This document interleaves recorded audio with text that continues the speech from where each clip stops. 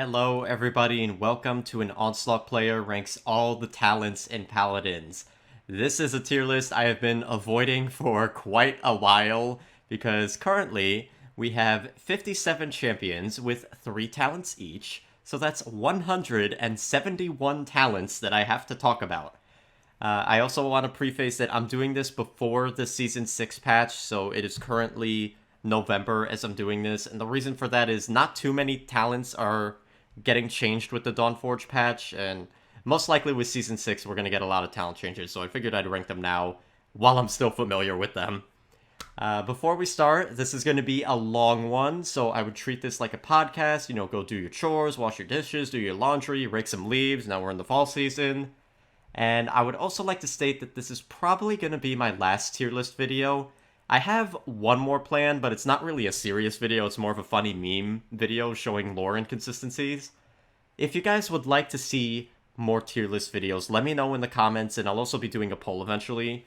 I thought maybe I could do like ranking the season pass skins, battle passes, ranking champion base designs, ranking maps, but I'm not too certain on those, so for now, I'll just say this is probably going to be the last one, but we'll see. Take a deep breath. And let's begin with Edgelord Androxus, Cursed Revolver. Your revolver applies a bleed for 1 second, dealing damage every 0.1 second that increases the longer it remains on an enemy. Maximum damage per 0.1 second is 20, additional hits refresh the duration. So the base damage of the bleed is 10, and it's increased by 1 per tick. So this talent was really powerful when Andro got the revolver rework. Since they nerfed it last patch, I feel like its power has scaled properly. Now it's just a little bit of a damage increase. You still 4-shot most targets without Haven. I think with Haven 1, you could still 4-shot them, whereas normally you can't. It's an annoying talent to face, because sometimes the bleed damage will catch you after you break line of sight, and you're like, damn it. Who thought giving Androxus bleed damage was a good idea? But in reality, I don't think it's that strong. I'm just going to put it in B. Ideally, we want most of our talents to be in B tier. The next talent for Androxus is Godslayer. One thing I forgot to mention with this list is another reason I've been putting it off is I feel like this is the tier list that's going to be the most inaccurate. Like, whereas all my previous ones, most people could generally agree on the placements. You might not agree on a few things, but in general, most people are like, yeah, that's a strong ultimate, yeah, that's a strong primary fire, etc., etc. Whereas some talents are barely played in this game, so you rarely see their full power, so a few of these might have some inconsistencies, most notably with 7. I'm like dreading to talk about Overcharged. I don't even know where to place that still. Anyways, next up we have Godslayer. Reversal always fires back and does an additional 800 damage. So even if you don't take any fire while the reversal is active, it's always going to be shooting 800 damage. Additionally, any damage that you absorb is added onto that, and in some cases, especially if you eat up like quite a lot of spam, like a Rom who doesn't stop shooting you, or an Amani Fireball, you can just like insta-kill people with the reversal. The thing is, reversal's kind of a tricky ability to get usage out of, but when you get those insta-kills, man, it is scary. I really thought this would be the most popular talent for Androxus when he got the revolver rework, but everybody went with this. Ideally, I want to place talents on this list based at their peak power, but I do also want to rate consistency in there, and I feel like Cursed Revolver is more consistent than Godslayer, because you don't get taken into third person to launch the gumball, you just shoot and you get free damage. Next up, we have Defiant Fist. Successful hits with your revolver increase the damage of your next Defiance by 15%, stacking up to 100%. Now, this damage does not fade away over time, there's no time limit on it, and it's consumed anytime you use Defiance, even if you miss. This talent was already not great with the old revolver that shot faster, and it got even worse with the new revolver that shoots slower. It is nice. I think the max damage you get is 1040. The base Defiant Fist does 520.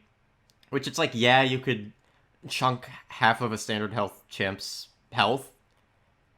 But it's like, why not just keep using your primary? Typically, Defiance is like a finisher ability. And I mean, I guess this helps do that a little better, but I feel like Androv's other two talents are better, so we're gonna put it C tier. I don't think it's completely useless. That's what we're reserving Sim tier for. But I definitely don't think it's that great. It's probably going to be at the bottom of C tier by the end of this. If anything, we'll move it to Sim later on.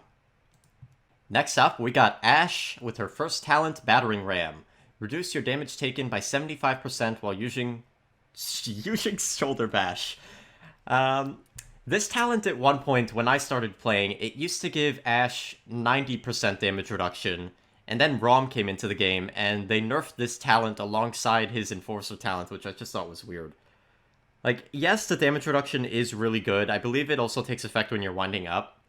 But it's just the fact that Shoulder Bash is such an easy ability to cancel. I don't think it's that great. I kind of want to put it at C tier again. With Defined... Well, I mean, this is going to get clogged up soon.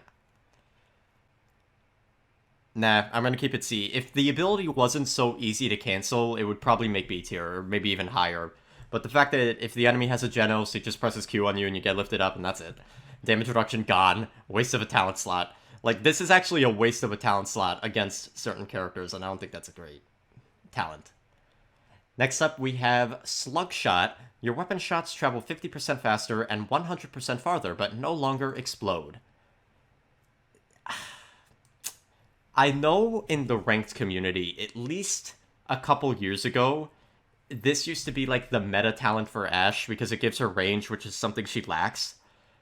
But the fact that you lose your AoE for those close range encounters, I hate that so much. And even then, when you're at those poking ranges, you're just doing 400 damage. It is so pathetic. One change I would really love to see for this talent, and a little bit of backstory with this. For some reason, I think this was Season 3, don't quote me on that, but at one point, the devs thought it was a good idea to nerf Ashe's already low damage from 400 to 360. But to compensate, they buffed this talent so it would boost your damage back to 400. I would like to see a, 10% damage boost when using this talent, so you would do 440. It's not much, but it would definitely make a difference at range, but as of right now, I want to put it at C. I mean, it's like a weapon modification. You know what? Bottom of B. Bottom of B. Some Ashe players can really poke you out with this, and I have to give them credit. But, yeah, I would like to see a tiny buff to this. I don't think it's worth picking in most scenarios. Then, last up, we have Fortress Breaker. Increase Siege Shield's maximum health by 2,000, and its size by 50%, but reduce its movement speed by 80%. Even though that last stat sounds like a nerf, it's actually a buff, because the shield won't be running away from you as you're trying to take cover. Bonus health is nice. The shield becomes massive. It's not this tiny little thing that you could just jump over. I think this is a good talent. In my opinion, this might be another hot take with Ashe. If this talent was base kit, and Ashe had a few numbers changes to go alongside it, I feel like Ashe could be a main tank. She already has some really good cooldown reset cards for the Siege Shield, and she would just have constant uptime. I think... Yeah, actually, the Ramparts card reduces the cooldown of the shield by 4 seconds, so you put it at a 6-second cooldown. And then there's another card, I don't know the name, where if you hit Kinetic Burst, you cut the cooldown by a further 5 seconds, so you could literally just constantly spit out barriers like that if you manage your Kinetic Burst. So I think it's an A tier. I want her in the base kit, personally. Alrighty, up next is Atlas with Unstable Fissure. Which one is this one? Okay. When you use Second Chance, you also rewind enemies within 20 units 3 seconds into the past. So it's pretty much you have a second setback when you use Second Chance. This talent used to drop a bomb and that sucked when you use Second Chance, but now I feel like this talent just does the same job that Deja Vu does, but worse. Because you have to sacrifice your survival skill for it. And it's yes, you can, catch an enemy off guard, oh, I'm about to kill this Atlas. Oh, no, I'm suddenly rewinded, but... I feel like unpredictable rewinds cause more problems for your team than actual opportunities, because normally you could rewind and be in a safe position and maybe take out that low enemy, Whereas if you're both rewound, you and the enemy might return to cover, and then it's just like an awkward reset. I don't think Unstable Fisher's that great. Better than Battering Ram? Yeah. And also, Resilience counters this. Next up, we have Temporal Divide, which I was having a lot of internal conflicts of where to place this throughout the week. Greatly increased the size of Stasis Field, but its cooldown is increased by 65%. So, when they say greatly increase the size, it is massive. It, like, almost spans the map. If you've played Overwatch, Symmetra's Photon Barrier Ultimate, it's pretty much that size. And the Stasis Field is already one of the best abilities, and you're just making it huge. Take up the whole map. No matter where your teammates are, they're most likely able to utilize this. Even though that cooldown is harsh, it's like 23 seconds, I think. You can get Chronos, you bring it down, and you could also use the, I think it's called Phantom Pain. That card where if you hit Setback, you reduce the cooldown of Stasis Field by up to 5 seconds. I think it's an S tier. I would love to know your guys' thoughts on this one. Should it be lower because it's harder to use, or should it stay up here because its value is just so incredible? Like, if you put this up, and you're on the enemy team, there is nothing you could do. You have to walk past that barrier to get damage in. Otherwise, all your damage is being soaked up, being worthless. You throw a Sky Bomb in there, it's gone. And Atlas can also use the Speed Boost card for a 35% speed boost to allies who touch the barrier. So you could utilize the Temporal Divide that way as well. And last up, we have Deja Vu. This is typically the talent you see most played for Atlas. Setback becomes a lobbed explosive, capable of rewinding multiple enemies. Rewinding multiple enemies at once is good when calculated, unlike Unstable Fisher. And I also feel like this lowers Atlas's skill floor because you don't have to worry about missing the projectile as much. You could also lob it around corners, grab people that way. It's very strong in that respect. The problem is it does fall off really harshly with Resilience. It also makes it a lot easier to proc the Phantom Pain card for the Stasis Field, so even if you're using the small one, you can still get that up very quickly. I think it's an A tier. No, not an S tier. It gets countered by Resilience. If you're looking to play Atlas, I recommend trying this talent, which is kind of annoying because this is the third talent you unlock. Unstable Fisher's the first talent, and that one sucks. They should really make this the first talent. I think it's a lot more new player friendly. But if you're looking to main Atlas, but you find him a little tricky, try this talent out. It makes him a lot easier to play, trust me. Next up, we got Azan with Persistence as the first talent. Gain 30% lifesteal on your hits with Judgment. It's just Life Rip 3 for free. It is really good early game, and Azan is already a very survivable tank, so this just further boosts his survivability. Late game, it falls off really harshly, and it's not like you can pick any other talent to be viable late game, because his other two talents aren't that great. I'm just going to put it at B for now. It is the most picked talent for Azan, but I think it's only because his other two talents suck. So we'll just put it at B. Better than Slugshot. This falls off really harshly due to Haven and Veteran. This falls off just due to Cauterize. I'll keep Slugshot above just because there's the very small chance that your opponent doesn't buy Haven or Veteran. Very small. Whereas Cauterize is constantly scaling up throughout the game. Next, we have Tempering, and this is another one where I was debating on where to put it. Augment Reckoning, Sanctuary, and Conviction, but increase their base cooldowns by 50%. So the Reckoning, the lift, the damage goes up from 300 to 450. However, the cooldown is 15 seconds on that. For Sanctuary, the health of the pillars goes up from 2,500 to 3,750 before the Ire Threshold. With the Ire Threshold, it goes up to a massive 6,375. But the cooldown is 21 seconds. And in Conviction, you get a extra 25 units on the dash. It goes from 50 to 75. But the cooldown is 15 seconds. You also get longer stuns. If you hit an enemy into your Sanctuary wall, it's 2.35 seconds. Into any other wall, it's 1.175 seconds. And a special one here, it's 0.7 seconds if you hit Yagurath. I wanted to love this talent because I love the idea of like this hyper powerful raid boss type character, like almost like an Overwatch 2 tank. The problem is, I think one of Azan's best features is how short of a cooldown he has on Conviction, and Sanctuary is pretty short too, it's 14 seconds at base. Mainly the Conviction, you could have that on like 8 seconds. With this, you have the cooldown at 15 seconds, that is insane! You are forced to buy Chronos with this, and you're also losing out on that early game free lifesteal. And really, do the augmented abilities matter that much? Like, even on the Paladins wiki for Conviction, it mentions that the Conviction's bonus distance is without using the Solemn Watch card. There's a card to already increase the distance, so you don't need this talent for that. Reckoning does 150 extra damage. Wow, and it has a 15-second cooldown. It's not like the knockup is longer. If the knockup was a little longer, I'd probably rate that higher.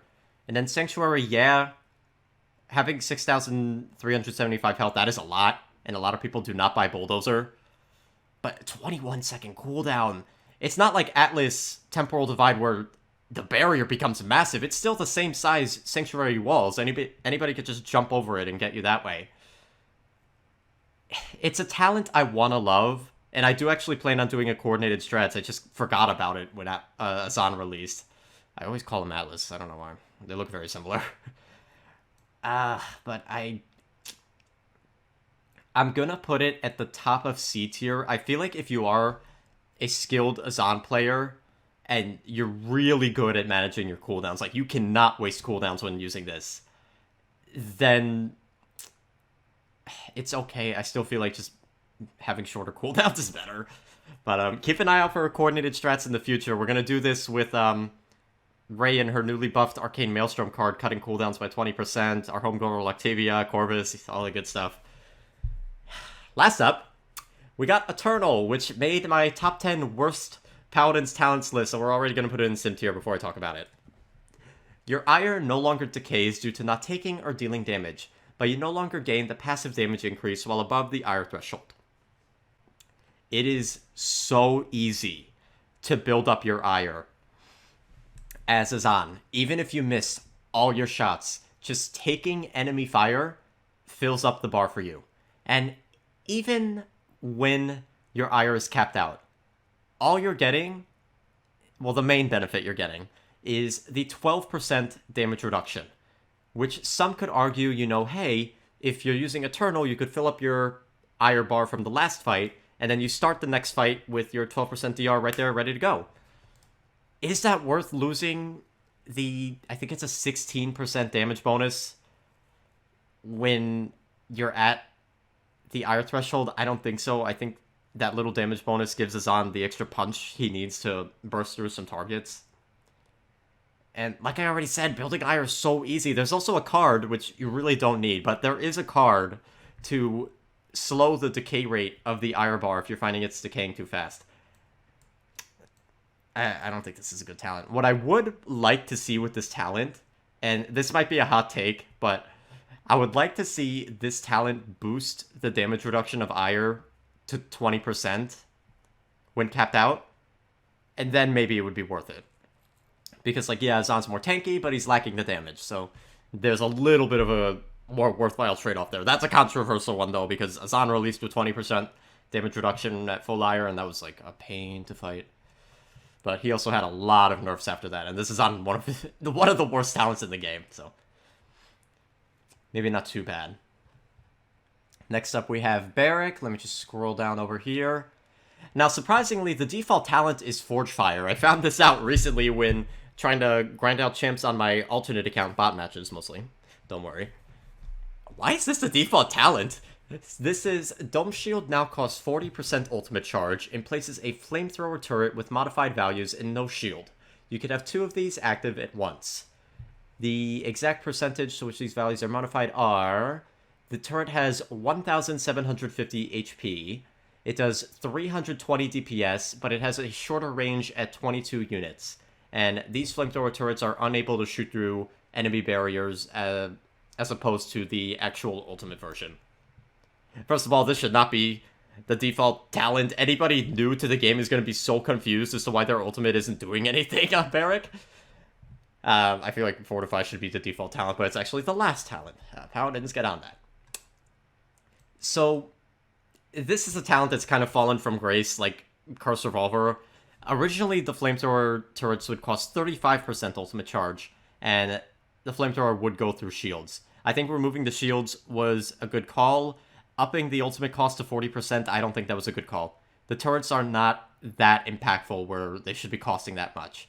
Barrack has one of the slowest ult charge rates in the game due to him having low damage, and it feels like it takes forever to get these turrets. And not to mention, when you pick this talent, you don't have your defensive ultimate. Yes, it's not the best in the game, but it can bail you out if there's like an enemy Ruckus Hexifier. I always use that example. Or just you need the extra defenses, or you need someone to back off the point when you're getting bullied. And you can't do that strategy either. Like, normally with Barrack, if there's an enemy main tank like pushing you off the point, you could plop this down, 600 DPS, and the big shield. It's going to scare them off. This is 320 DPS. That ain't scaring anybody. The enemy main tank will just walk past it and continue shooting you. I don't think it's... I mean, there is some scenarios, because this is based around Onslaught, of course, where you're able to get all 4 of your turrets, the 2 normal ones and the 2 flamethrower turrets, just covering a point like Magistrate's Archives, for example, and the enemy just cannot touch. But I feel like those are so rare. If you're up against blasters, they destroy the thing before it gets even 1 tick of damage in. If you're against competent players, they just buy Bulldozer and pop the thing like that. Most enemies could just dash away from the flame turret before it does meaningful damage. Yeah, I don't think it's that great. Azad Reckoning... God, it's not called Reckoning. I forgot what this talent is called. Tempering, right? I feel like these two, if you're at least skilled, they have consistent value, whereas this doesn't. Anyways, next up is Tinkering, another weapon modification. Modify your blunderbuss to fire a single slug that deals 550 damage. It sounds great. You're not dealing with that shotgun, you don't have to do a spread, you have a primary fire to hit it range, which is something Barrack struggles with, just like Ashe. The problem is, the weapon can't headshot, so you're losing on the 750 burst when you're up close, which is... It sounds... I know a lot of people are like, headshots aren't that easy to get. In Paladins, trust me, with Barrack Shotgun, this is coming from someone who sucks at aiming, by the way, it's pretty easy to hit headshots with Barrack due to the slow fire rate and the spread of the shotgun. You lose that burst damage with this talent, and it sounds nice, you're getting a little bit of bonus damage, 50 damage over the default. But, the biggest one, the blunderbuss has damage fall off, and this talent keeps that. If this talent, the projectile, didn't have damage fall off, I would easily put this in A tier. Oh my god, stuttered over there. I would easily put it in A tier. Because that would give Barrack incredible range. The problem is, you have pretty much the same range capabilities as normal Barrack. Maybe you do a little more damage at range, but it's not worth it in my opinion. This is another C tier. We're having a lot of C tiers here, yikes. I'm gonna put it at the top of C tier though, just because it is maybe bottom of B.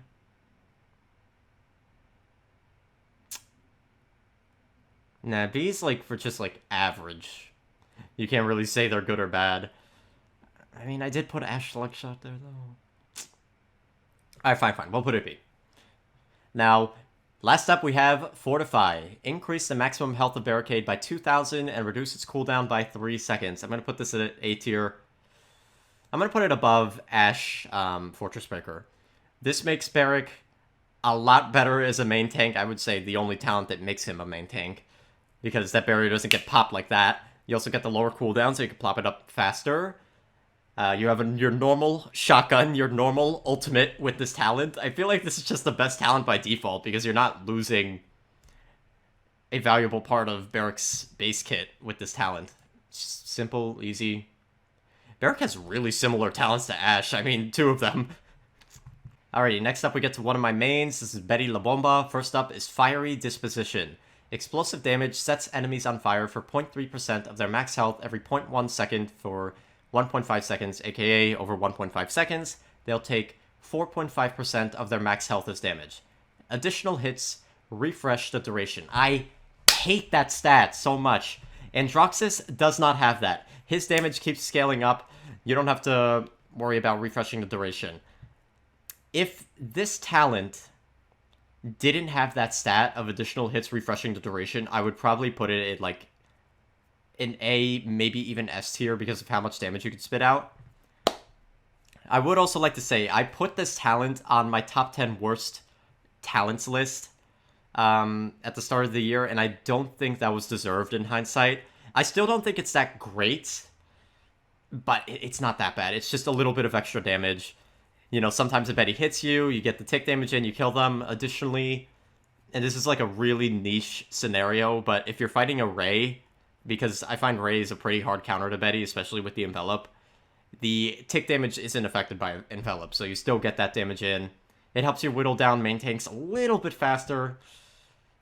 With standard health champions, it doesn't really change breakpoints, and that's my main reason for not liking it so much, but I am going to put it at B. I'm going to put it right below Curse Revolver, because it's pretty much the same thing, except Curse Revolver doesn't refresh the duration. It just keeps going. I think what I suggested for my talent rework for this, it's like the same idea, but instead of refreshing the duration... Oh my god, I'm sorry. I didn't even mention why refreshing the duration is a problem. I'm stupid.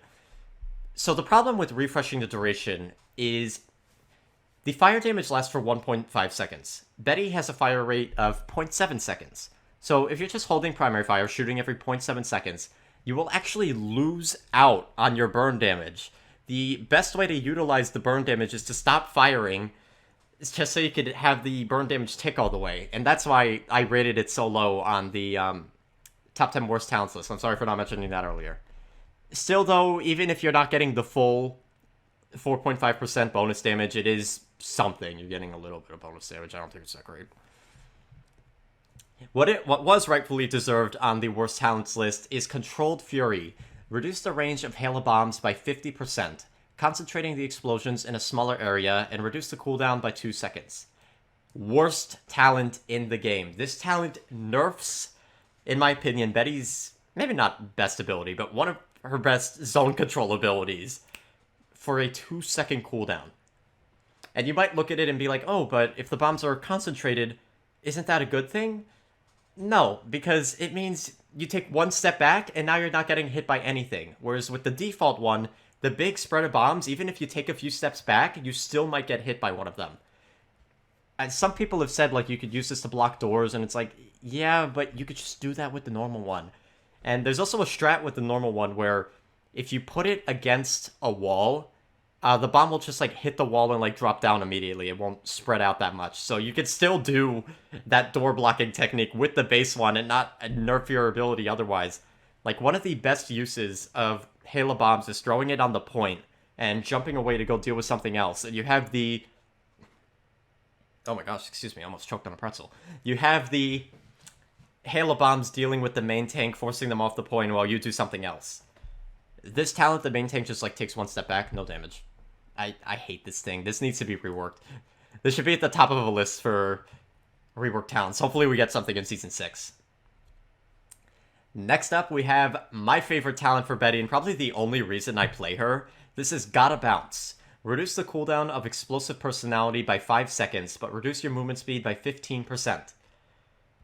The 15% movement speed is not even a downside with how often you could jump around. Comboed with the jump height, lateral and vertical distance cards capped out, and you pretty much have flanker mobility with damage from a damage character, if that makes sense. You don't have to deal with, like, awkward weapons of some of the flank characters, but you still have that mobility. And with Chronos 3, the cooldown becomes 3.5 seconds, I think. So it's just so good. You jump in. If you realize that position's not great, you take cover really quick, and then you jump out. I think... Ooh, S tier. The only downside because of that movement speed penalty is if you get hit by a slow, like even something small like an Amani Frostbolt, you are slowed to a crawl. Oh, I kind of want to put it in S tier though, because I think this talent is highly underrated. The mobility you get. It does get screwed by jank walls. Like if you're playing on Frog Isle, Betty's like unplayable on that map for me because of the jank walls by the point. Ooh. I'm gonna put it in S tier, but we might move it down to the top of A later. I think it's a really good talent. More people should play it. Alright, next up we have a champion that I cannot play for the life of me, Bomb King. Hitting with more than one... Why is the Paladins wiki doing that? Okay. Hitting with more than one sticky bomb on a use of detonate increases the damage of each explosion after the first by 30% of its base damage, up to 150%. And apparently also increases the ult charge generation by sticky bombs by 30% per stack. So, in theory, that sounds really good. But the main way most people play Bomb King is they throw one bomb, detonate, throw another, detonate, throw another, detonate. With this, you have to intentionally stick, I think it's 3 bombs to get a kill before you could actually detonate them. And yes, you do guarantee stick kills more often with this, but you're also giving the enemy more time to react. So for example, if you stick emoji, she could pop barrier and those stickies get dropped and you have to reapply them. And also, we're going to talk about this with Royal Subjects, but the default AoE of the stickies when you miss directs is really small. It's only like 12.5 units. And yeah, if you miss with these, you're really harshly punished. It is really good against tanks. Like, I believe if you use all 6 stickies on a Yagurath, you like almost kill her with the one clip. You just need one follow-up. I'm going to put it in B. Because I feel like it's a little underrated, rightfully so, though. Because that AoE... I'm going to put it at the bottom of B. I don't think it's worthy of C tier. I don't think it's like an underpowered talent. I just think it's hard to use, and sometimes consistency with a character like this is more valuable. With the next talent, Royal Subjects. Increase the radius of sticky bombs explosions by 20%, but reduce maximum ammo count by 2. That's a recent change, the ammo count. Even then, you could just use some loadout cards, pop your ammo like that. I think he also has some ammo regain cards as well. It just makes him easier to play. I'm going to put it in line with the other weapon talents. Should I put it lower because it really doesn't do much? Better than... Yeah, I think it's better than Godslayer. I'll put it over there, B tier. Last up, we have Accelerant. Reduce the time it takes for Grumpy Bomb to explode by 40%. This is an annoying talent to fight. And I'm going to say this a lot with the stun talents in this game. But in general, I don't value stun talents that much. Mainly because Resilience is a really cheap item. And when you cap it out, a stun is like nothing. Goes like that. So because of that, I'm going to put it at the top of C. Like, yes, it's harder to react to this, but once people get stunned by this 1-2 times, they rush Resilience, and the value of this, like, drops massively throughout a game. I will say, though, this talent does make Bomb King a lot easier to play, so because of that, it's usually my go-to. But I feel like if you're better at the character, you're probably better off going Royal Subjects or Chain Reaction. Up next, we have Buck with the default talent Ensnare. Increase the damage you deal to targets slowed by net shot by 20%, and increase the duration of net shot slow by 0.5 seconds. The damage increase lasts a minimum of 2 seconds. So recently I actually had the privilege of playing with this because I had to play Buck on the alt account for some gold. And I don't think this talent is that great. I could have swore the damage bonus was 30%, but I think I was mixing that up with Pip Catalyst. The normal buckshot does 700. With this talent, it does 840. Which, yes, you can now 3-shot people, but I feel like his other 2 talents just have more value. I don't think this is necessarily bad. It's just the other talents are more valuable. The increased slow is nice, I guess. You could further increase it with cards. Better than Chain Reaction, yeah. Better than that. Persistence, yeah. Better than, yeah. Yeah. Better than Godslayer. I'm going to say yes, just because it's more consistent. It's a lot easier to hit this than the Godslayer Gumball. Better than the weapon modifiers? Nah. Alright, next up we have Bulk Up. Using recovery instantly heals you for 400 and increases your maximum health by 300 for 5 seconds. It's veteran before veteran. I think this talent's pretty good, actually. Most bucks play Bounce House, which we'll talk about, but I feel like if you want an alternate style to buck, this is pretty good. There's also the cooldown card for recovery and damage reduction as well, so you could use this ability quite often. I don't think it's like an A tier worthy, though. I'm gonna put it right above Net Shot. I feel like this is like quite a bit better than this, though. And we'll probably have something to fill the gap here eventually. Last up, we have Bounce House. Heroic Leap deals 600 damage and applies a knock-up to enemies within 20 units of your landing location. And knock-ups is a status effect where your character is lifted up and it halts all their momentum. And it also cancels certain channeled movement abilities, like Ash Shoulder Bash. So it just makes lining up the combo with this is you jump on somebody, get the 600 damage, shoot the net shot for, I think it's, how much does that shot do? 200. Shoot that for 200, so 800 damage right there. Follow up with the primary, 700, that's 1500 damage right there. One more shot, they're dead. The combo potential is insane with this. It has a, Heroic Leap has a really good damage reduction card that makes Buck really unstoppable if he gets a chaining. He has a card where if you just land on somebody with Heroic Leap, you reduce its cooldown. He has cooldown resets galore. I feel like this talent pushes Buck up to, like, annoying to fight. These other talents are manageable. This makes him really a threat. Honestly, I'm going to put it above. Better than Deja Vu.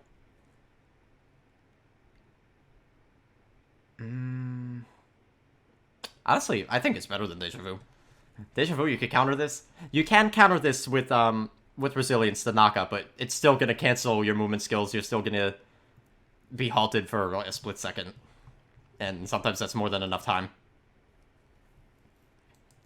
Yeah, most bucks you see run this. Next up, we have the character that I'm trying to learn how to main, but he's difficult for me to play. This is Caspian. First talent is Measured Cadence. Fire a weaker copy of Rogue's Tempo from your crosshair every 6 ammo consumed. So this version of Rogue's Tempo, it does not stun. It still pierces, but it does a little less damage at 400. The strongest aspect of this talent is that it procs 3 out of 4 of the loadout cards for Rogue's Tempo. This is typically the talent you use if you're going gun Caspian, because every 2 shots you just fire the Rogue's Tempo out. So with the cards, the strongest aspect of it is the card that gives you piercing and sharp momentum stacks. You don't even need to have it at a high level.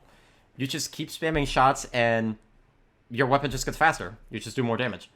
So, and there's also a card for ammo back, so you don't even have to reload if you're consistently hitting this. And the third card is you reduce the cooldown of Deadly Momentum if you hit that. So you could get your cooldown back really fast, you could get your ammo back, you could get your stacks up. I feel like this is definitely the best talent for, like, general use of Caspian. For, like, anyone trying to pick him up and play. Do I think it's an A tier, though? I mean, it's pretty much just a weapon modification like the rest of these.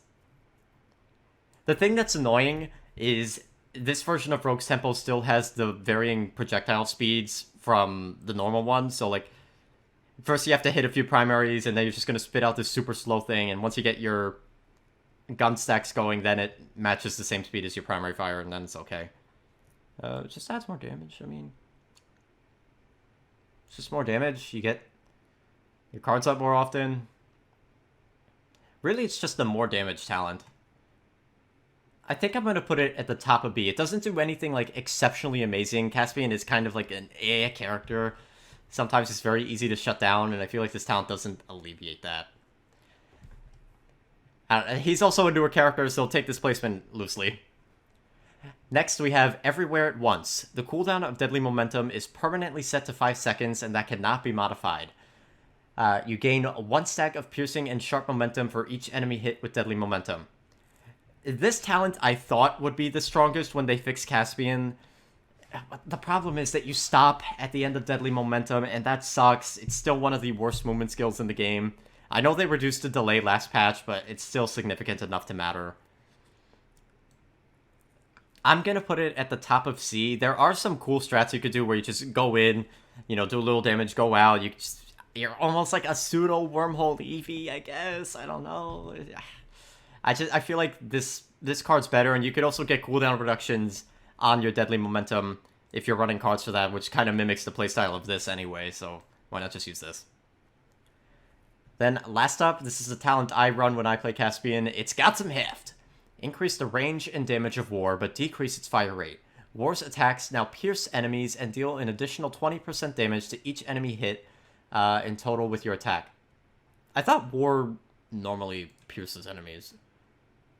I could be wrong. I never play without this talent, so maybe it doesn't normally pierce. This talent makes the sword a lot better to use, even with that slower fire rate.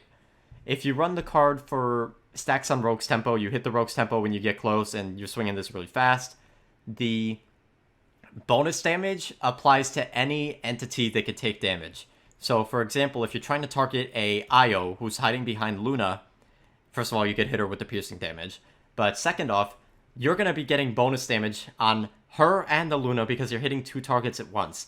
Like, if you go around the shield and you're hitting a Barrack who you just flanked around the shield, maybe he has a turret up too, you're getting that bonus damage hitting all three.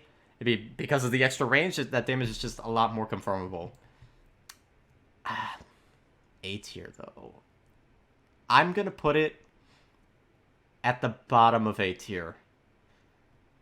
Like, bordering B. Like, maybe almost just above this, but... Oops. Bordering B. The slower fire rate at base when you don't have stacks, that is pretty rough. And I also forgot to mention, but because of the increased range, it makes the sword a lot more consistent to hit. The third pokey hit is still annoying. I wish they would address that. It's like a hit scan attack still, even though the other two are very forgiving. I will say with the pokey hit, you can hit enemies where visually it looks like they should not be getting hit by that. Like, don't underestimate that range. Next up, we have Cassie. Up first is Exaction. For 8 seconds after using dodge roll, your next weapon shot's damage is increased by 30%. It's more damage on a character that already spits out damage. This talent is incredibly frustrating to fight. If you're fighting a good Cassie with the card that lowers the cooldown of dodge roll's cooldown when you hit a weapon shot after rolling, I think. Like, you could have some Cassies, they hit a shot, roll, hit a shot, roll, hit a shot, roll, and you just die because they're moving around. They have the higher damage. I think it's 800 something. I don't know the exact number on this, but it is significant enough. It's annoying to fight, especially with the recent change to cauterize. People could just rust Chronos with this. I'm going to put it at A.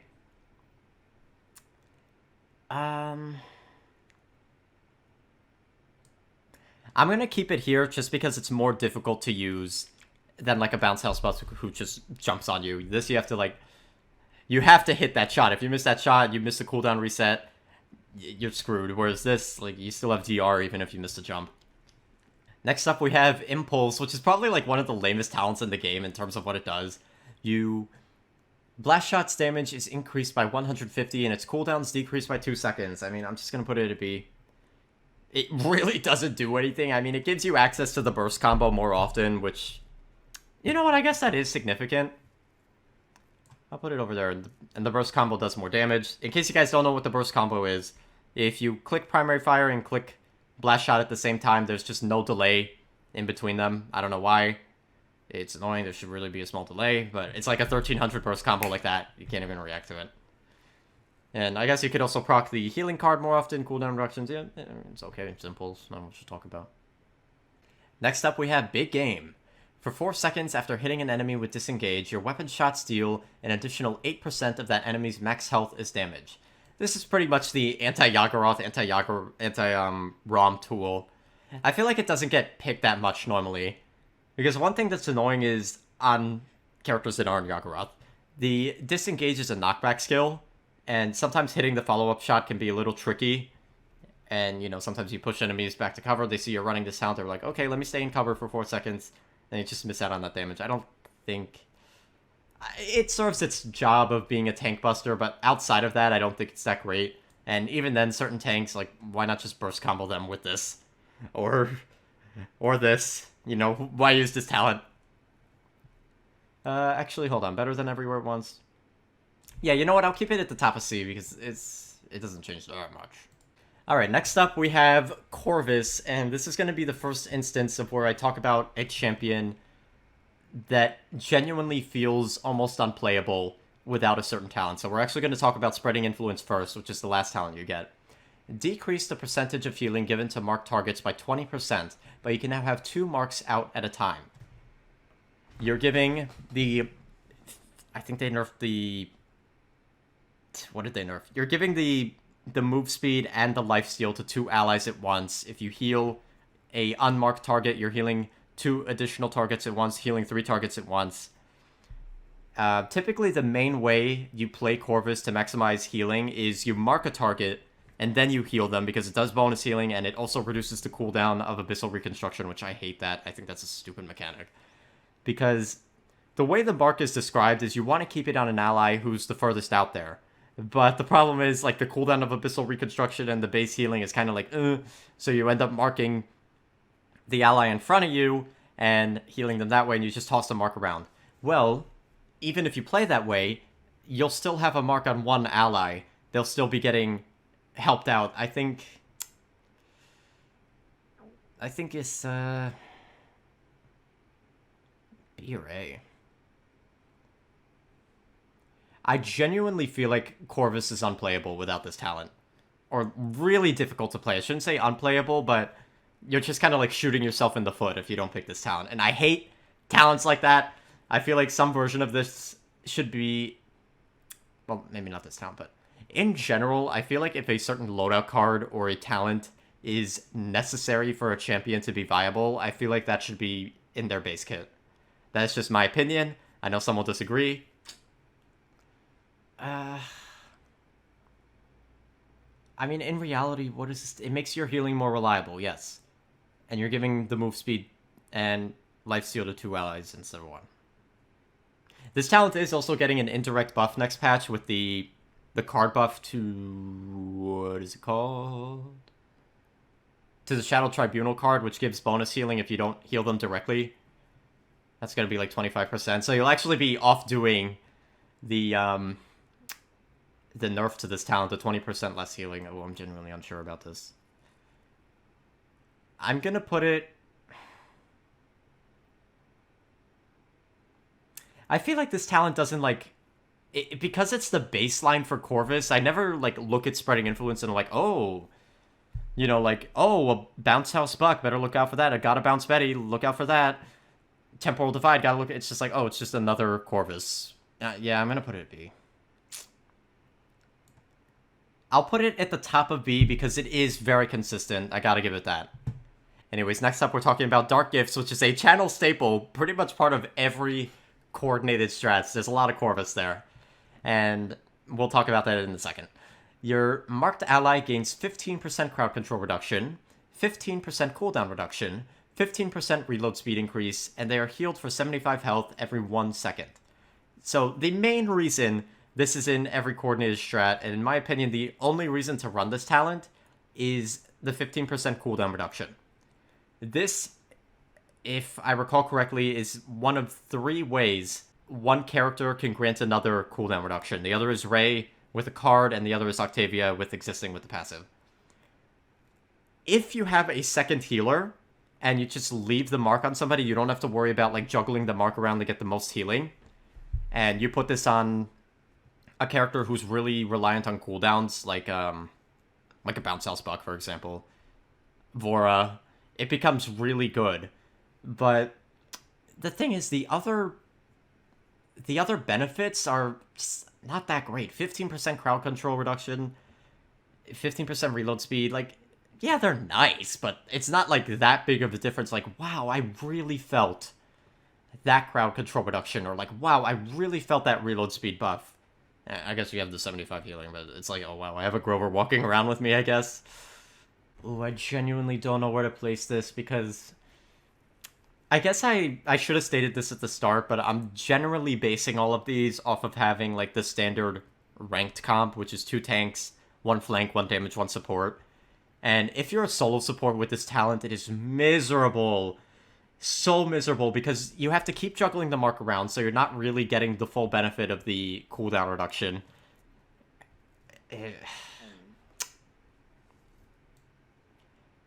It pains me to put this here, but I have to put it at the top of C. Like, one idea I had for Corvus, if they don't want to do the 2 marks at base, is buff the lifesteal and move speed cards, or alternatively put those in base kit as well.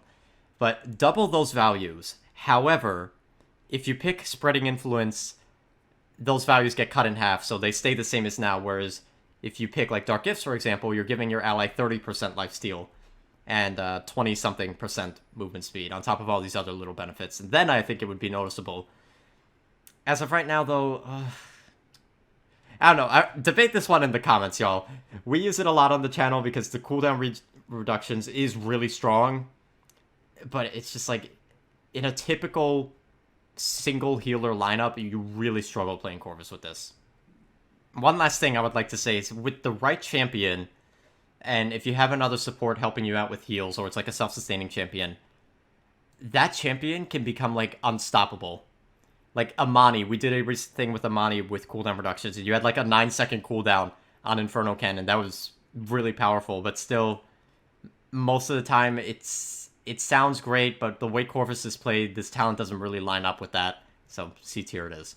Alright, anyway, talked enough about Dark Gifts. Next up is Stunning Visage. Enemies hit by projection are stunned for 1 second. An enemy caught between your projection and you when you teleport takes 800 damage. Early game, I feel like this talent kind of struggles. The stun at 1 second is kind of short, but I feel like that's not the main strength of the talent. The main strength is the 800 damage when you teleport, because what you could do is you throw the stun, you shoot the enemy for a second while they're stunned. 800 damage plus 1 second of fire. Corvus does like 1057 DPS, so that's already like 1900 damage right there. Then you teleport for the 800 damage, dead. The problem is, you are sacrificing your positioning to do this. And at base, the cooldown of projection is 7 seconds, I think. There is a card to reduce it with enemies hit, which is a necessity for this talent. But I feel like this talent doesn't really shine until you get Chronos 3. Late game, even though your stun is most likely going to be shorter because of resilience, it's just the fact that you could like throw the thing, hit 2 people, teleport, throw it again, hit 2 people, teleport. You could just do this back and forth, which is really fun. In my opinion, this is the most fun Corvus talent. It's just the problem that it's just on a support. You need another support supplying heals, because when you're teleporting around like a loony, you're definitely not focused on healing. You have to build cards based around you, so you're losing out on the lifesteal move speed, self-healing on reconstruction. You're basically almost never using that. You just like throw the mark on somebody and like call it a day. I want to put it... I mean, obviously you're only going to pick this when you have another healer. It's the damage support option. The thing is, you're competing with Dark Gifts for this. So, like, is it on equal footing with Dark Gifts?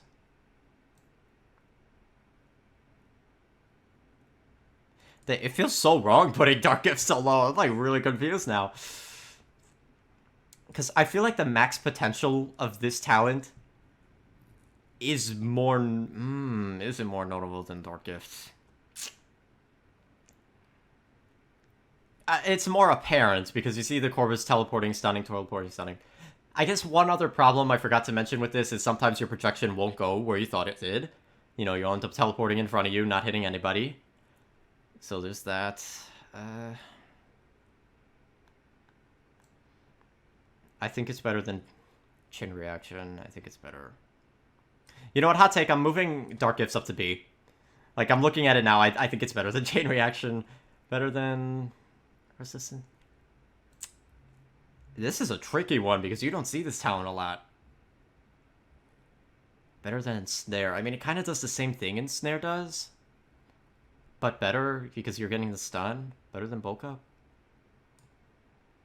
I'm gonna put it at B. I'm honestly a little unsure about this, because, like I said, Corvus is just that one character. Well, not the one, but one of the characters where you just need he's very unplayable without spreading influence, and I really hope the devs acknowledge that come Season 6. Because his other two talent options, they have untapped potential, in my opinion. Okay, enough about Corvus. We're moving on to Dredge. Starting with, everybody hates this talent, or at least hated it. It's gone through so many changes since he came out. Scuttle. The projectile launched by reloading your cursed howitzer explodes in a 20-unit radius area. So instead of being a normal direct projectile, you have a little bit of leniency with that. It does make it a lot easier to hit. 20 units is quite generous, I think. I think 20 units is an Amani Frost Bomb. I'm blanking on that. No. No, Amani Frost Bomb's 40 units. Okay, so it's a quarter... It's half of an Amani Frost Bomb. But pretty much if you max out reload speed and someone gets in your face, you shoot a primary, you reload, shoot a primary, reload, you could, like, burst them down really quickly. I think it's a B. I'm gonna put it in line with the other weapon modifiers, because really it's just a weapon modifier. Better than Betty.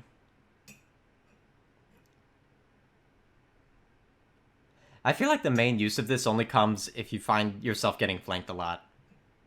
Because, like, at range, you know, people can avoid the projectile, they could anticipate it better. In close range, this is a beast, though.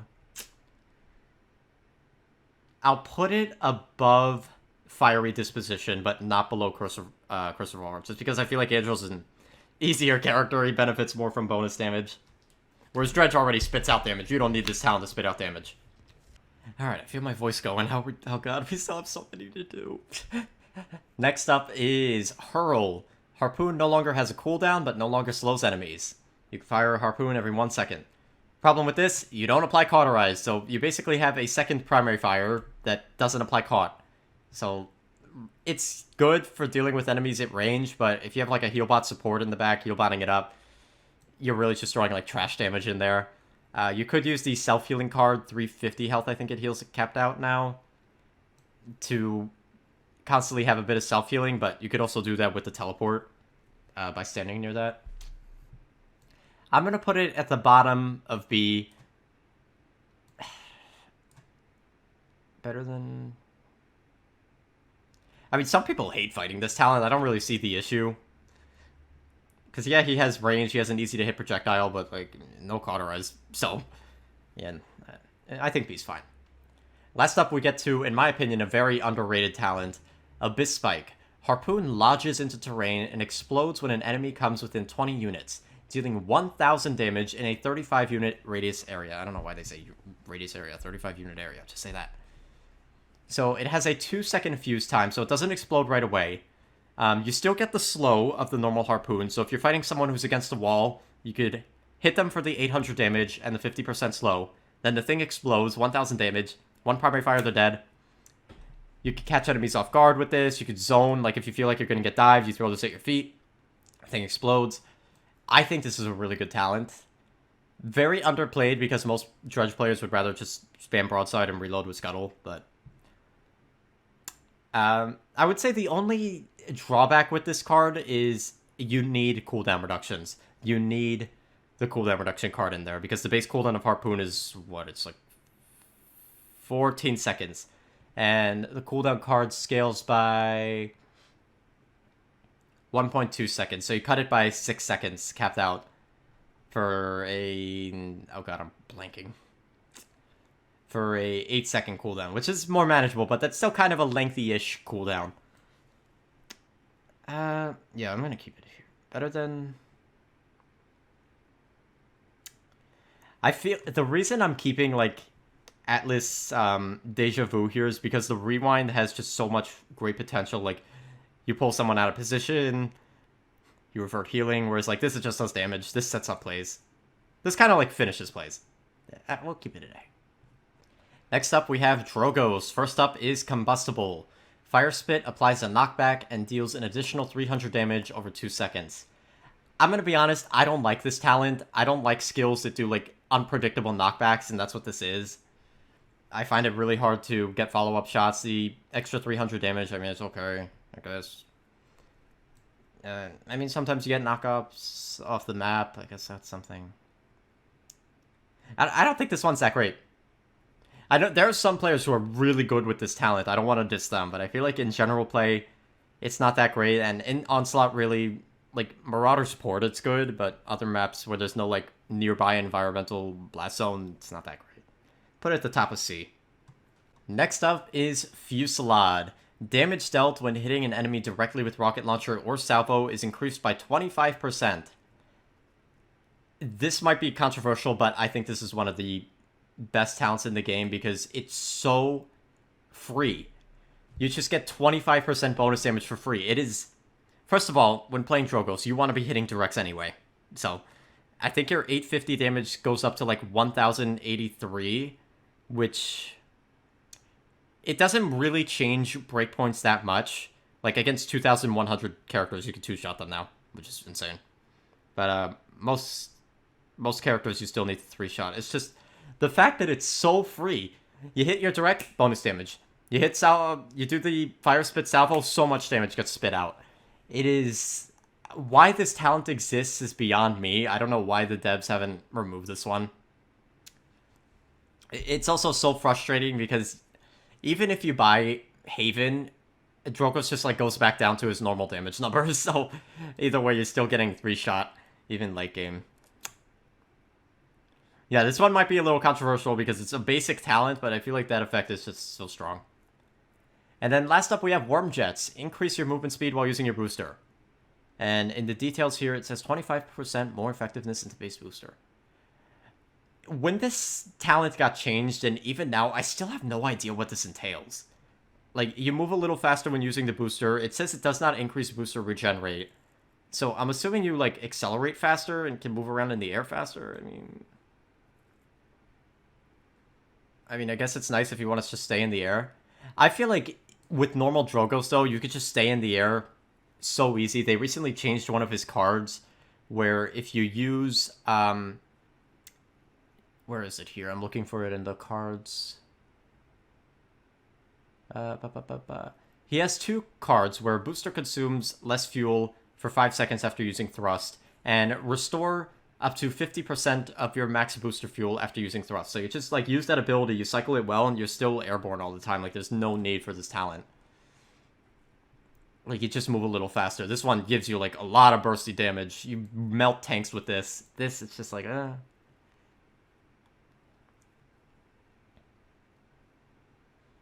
Supposedly this talent's a lot better in Siege. I should say that. There's one of the Bright Marsh, I think's the map where this talent's really popular.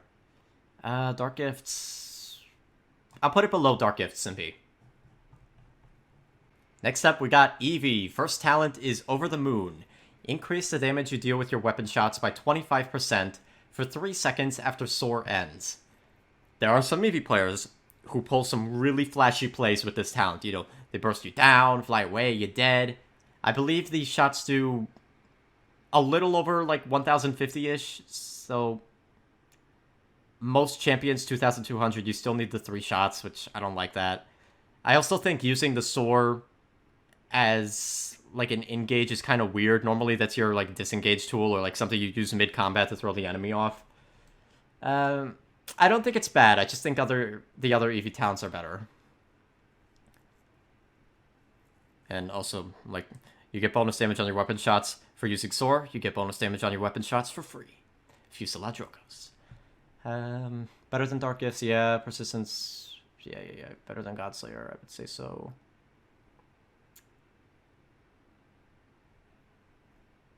I kind of want to move Bulk up below Corvus Stunning Visage, and I'll put Over the Moon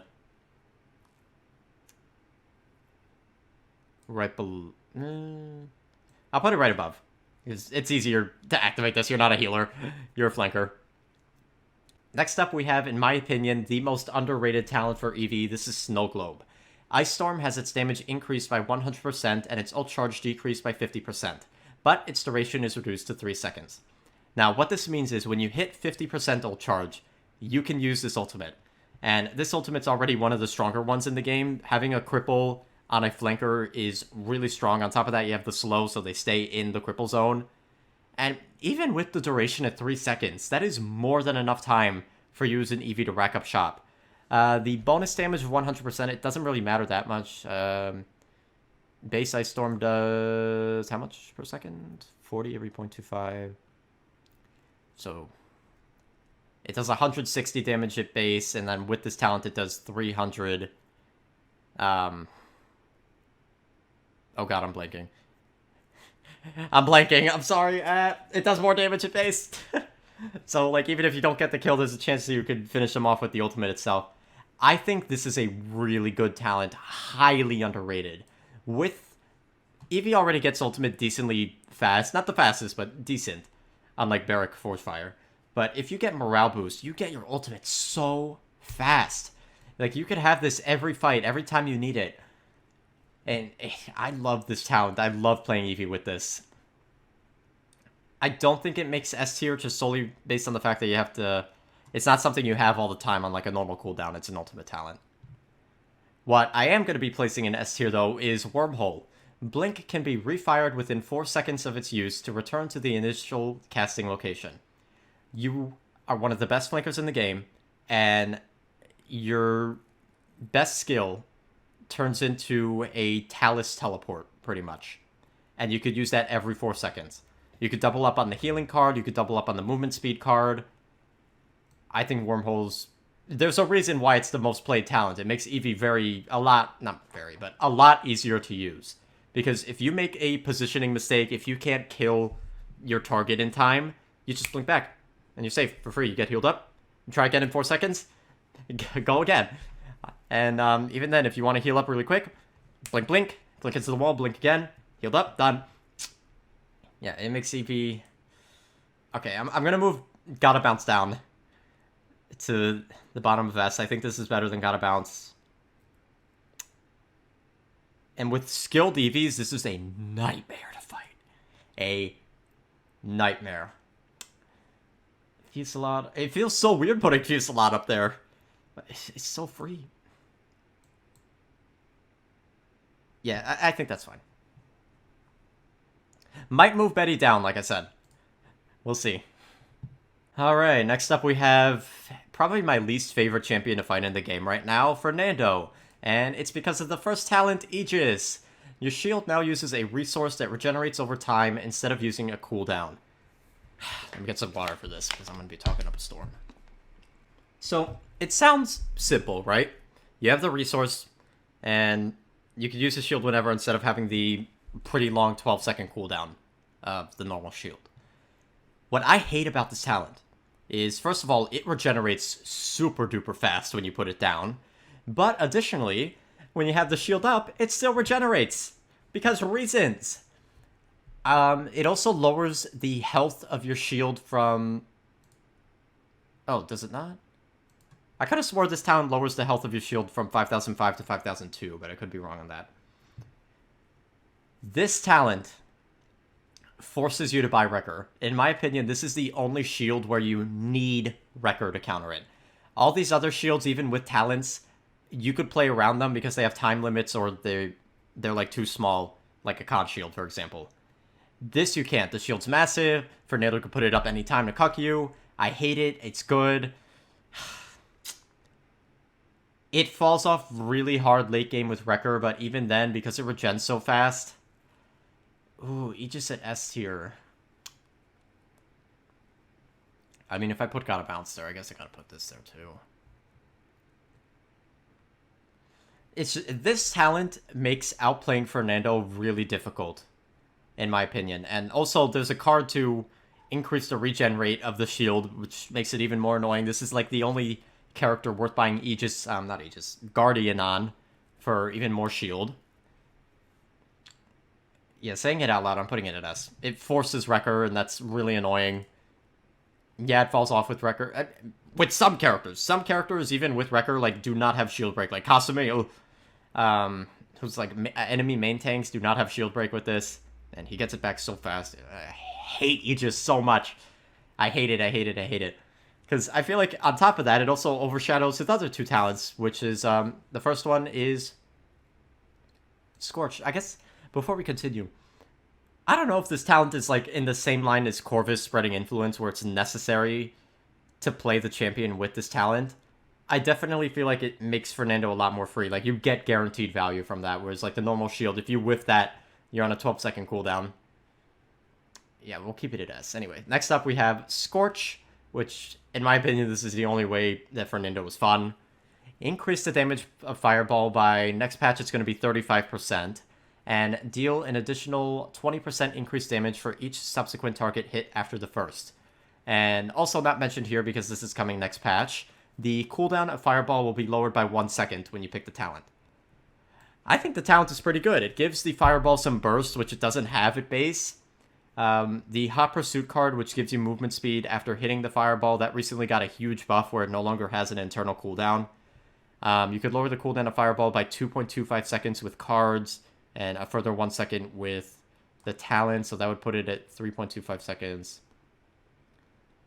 So you could have the Fireball every 3.75 seconds with the card capped out. Movement speed, and even though the primary fire sucks, it's the fact that you have so much health, you could just like sit there and whittle them down until they're dead. I think this is a pretty good talent in my opinion. And it's going to be even better next patch. I don't think it's like as free as Aegis, but I think it's pretty good. I think it's like on the line with Abyss Spike. I would say it's better than Abyss Spike, just because it's much easier to hit this and get in a good spot. Next up is a talent where I'm a little unsure where to place this. This is Formidable. You now have 2 charges of charge. Each charge deals an additional 100 damage, and you're immune to crowd control while charging. But the cooldown of charge is increased to 13 seconds. Why they had to say charge so many times in the description is beyond me. So, having 2 charges is nice. Cooldown goes down to... Oh, sorry, cooldown goes up to 13 seconds. I don't like that. I think this talent would be picked more if it didn't increase the cooldown. Like, I feel like it doesn't need that nerf because it's already competing with 2 great options. Crowd control immunity, it is good. Even though it's very rare, I've seen some godly Fernando players just dodging crowd control with this. Because even if you screw up the first one, you have a second one to evade fire. Extra damage is nice. How much does charge do normally? 400? Does 500 damage now. It's okay. If you do both charges 1000, it's okay. Really, the main benefit is that you have the 2 charges, so you could reposition more often-ish. You have the increased cooldown. But it's the CC immunity. It's a little bit of an awkward one to use, though, so... I kind of want to put it at C tier, just because of that cooldown increase. If it didn't have the cooldown increase, it would probably be like the top of B, but I'm going to put it at C for now. I also don't play a lot of Fernando, so Fernando players, let me know on this one. Then again, the people who do play Fernando aren't playing that talent. They're playing Aegis. Alright, next up we have Furia with Cherish. Kindle Soul heals up to 18% additional health based on your allies' missing health, and its range is increased by 300%. The main draw of this, like Sarah's Mortal Reach we'll get to later, is the increased range. It is massive, pretty much anywhere. As long as you have line of sight, you could hit the heal. The 18% extra health, it's nice. It's not that big of a bonus when push comes to shove. I remember they buffed this talent to have the healing go up by 20%. And then they did the most petty nerf. They lowered it from 20% to 18%, or it's like, okay. I remember when Furia first came out, this talent would bump up the healing by up to 50%, and that was noticeable. Then they lowered it by a lot, and they put in the range bonus to make up for that nerf. And I think it's okay. It's just like the standard Furia talent. I wouldn't say she's unplayable with this talent, without this talent, though, unlike Corvus. So, I guess we'll just put it at B. I mean, you have the normal Furia beam with this. Above spreading influence. You could only heal 1 target at a time, but the cooldown is kind of short. And you could heal them anywhere, but I guess you could kind of do that with Corvus too. I'll put it below spreading influence, but I feel like they're neck and neck.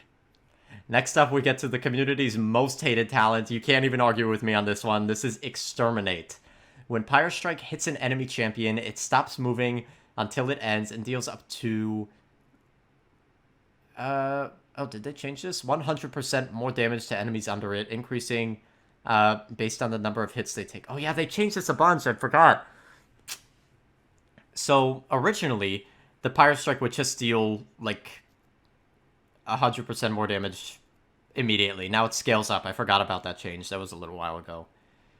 So enemies gain 1 stack per hit, increasing damage taken by 0.2 per stack, max 50 stacks. Starts at a 50% increase.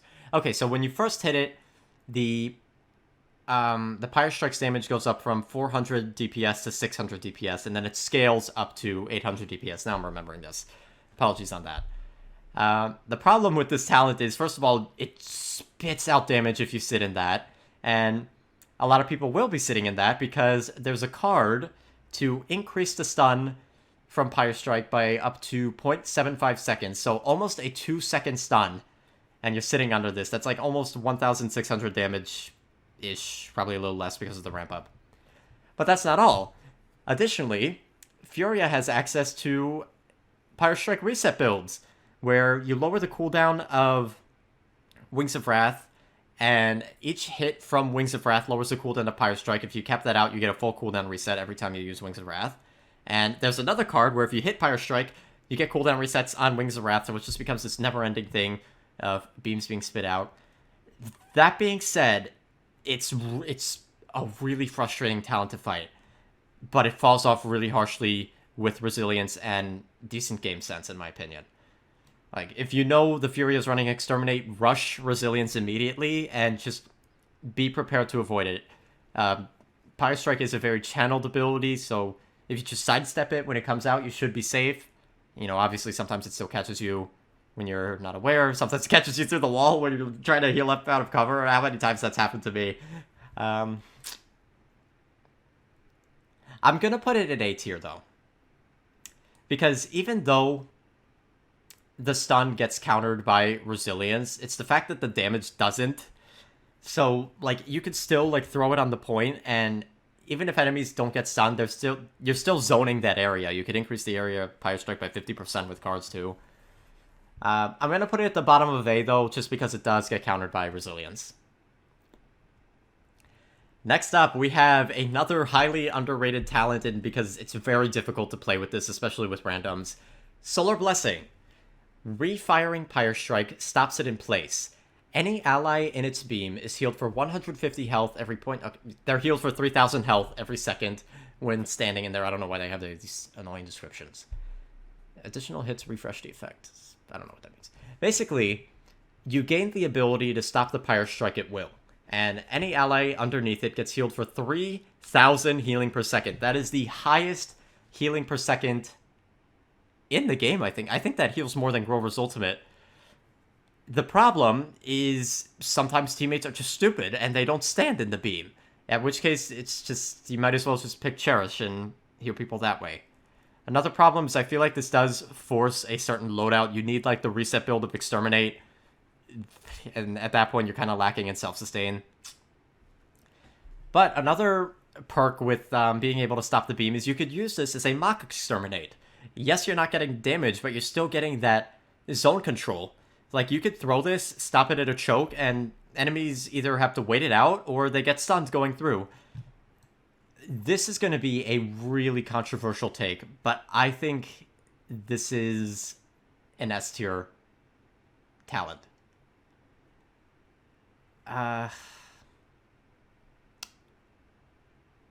See, I put Temporal Divide at the top. I feel like this is definitely more difficult to use than Temporal Divide, though. Fusillade is free, Wormhole is free, Gotta Bounce, it's free-ish. I'm gonna put it at the bottom of S. Just, I feel like it's, if you're a skilled player, like, this has the highest skill ceiling. Which, in case you guys don't know what that means, it means how far you could push a champion. A skill floor is how difficult it is to start learning a champion. Skill ceiling is how much skill you could put into that, like, if that makes sense. How much effort you could put in and keep learning new techs. With this, there's so many options available to you.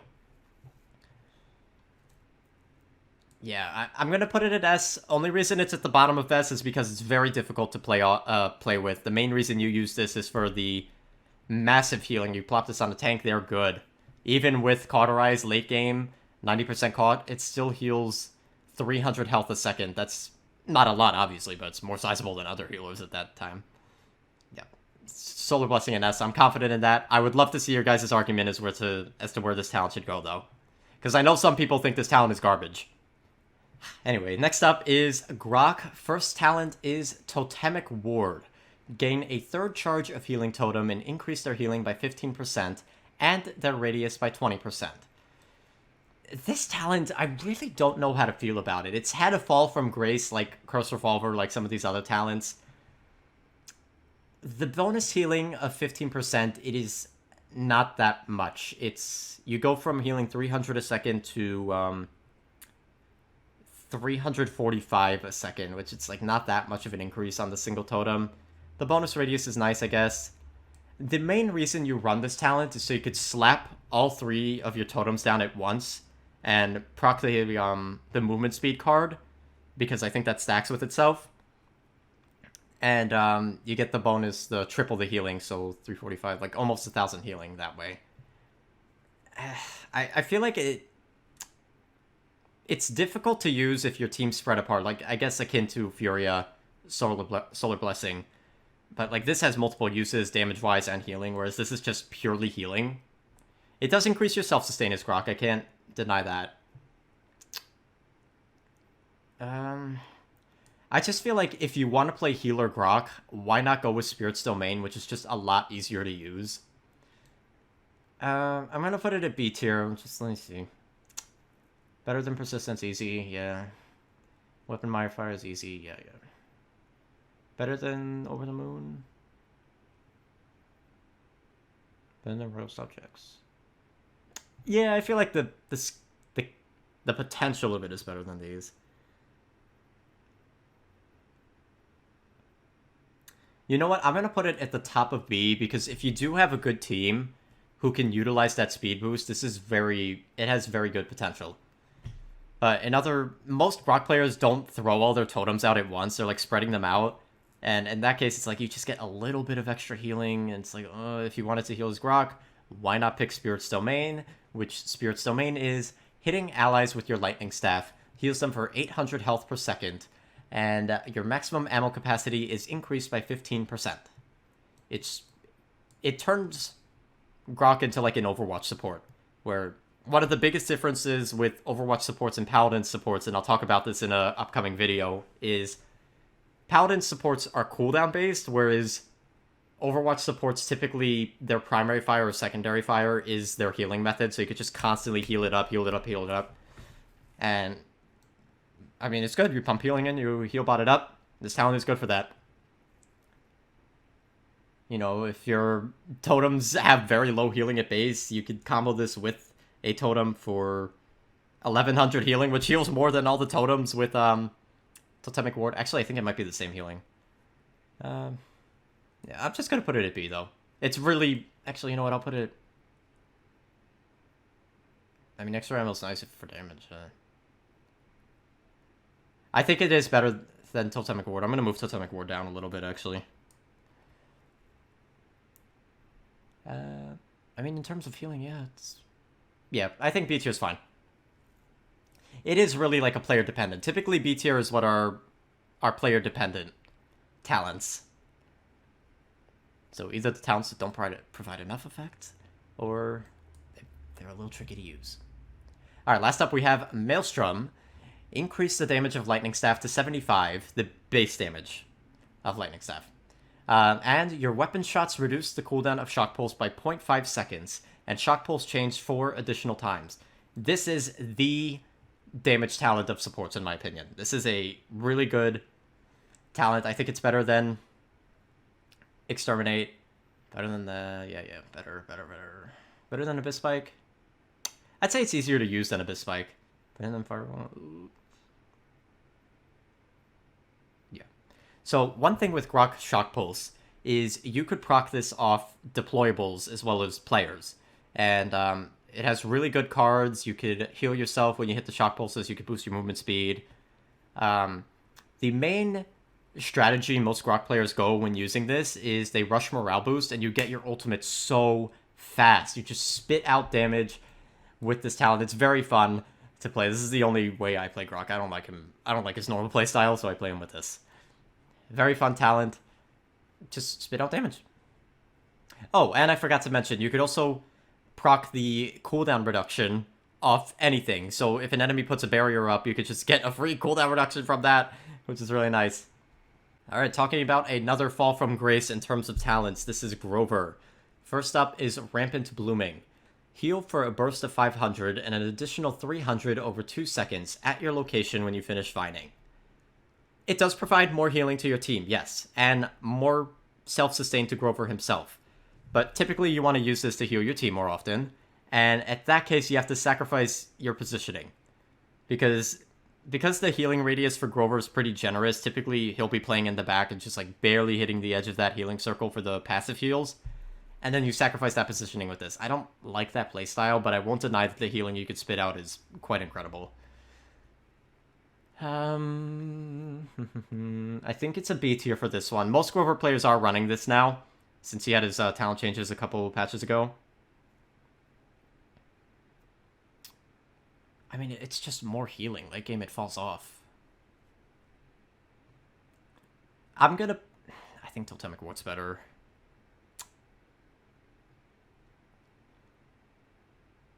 Nah, I think it's better than that. Better than Snare? Nah. I'll put it near the bottom of B. It's just because you sacrifice your positioning for the main use of this talent, and I don't like that. Grover's pretty chunky. Next up, we have Ferocity. Increase your maximum damage scaling over distance by 60%. I will say this is a very fun talent to play with, but it's very counterintuitive to Grover's main playstyle. His whole weapon is, but this just exaggerates it. So, normally with Grover, you want to play near your team, so they're in the range of the passive heals. But, typically, you know, you're healing your main tank, and they're going to be close to the enemy. With this talent, you want to be far away from the enemy. So, it's kind of like, you either sacrifice the bonus damage you get from this, or you sacrifice your healing. I do believe the description of this is a little funky, but pretty much any time your damage would scale, that damage is increased by 60%. So even at mid-range, you are getting more damage. Just feel like it forces weird positional things, but we'll put it at B. I'm gonna put it with the other weapons. Better than Betty? Nah. Better than Royal Subjects? No. Better than Over the Moon. Yeah, I would say so. You don't have to, like, do weird finicky plays for this. Oh boy, this is probably the biggest fall from grace in terms of talents here. Deep Roots.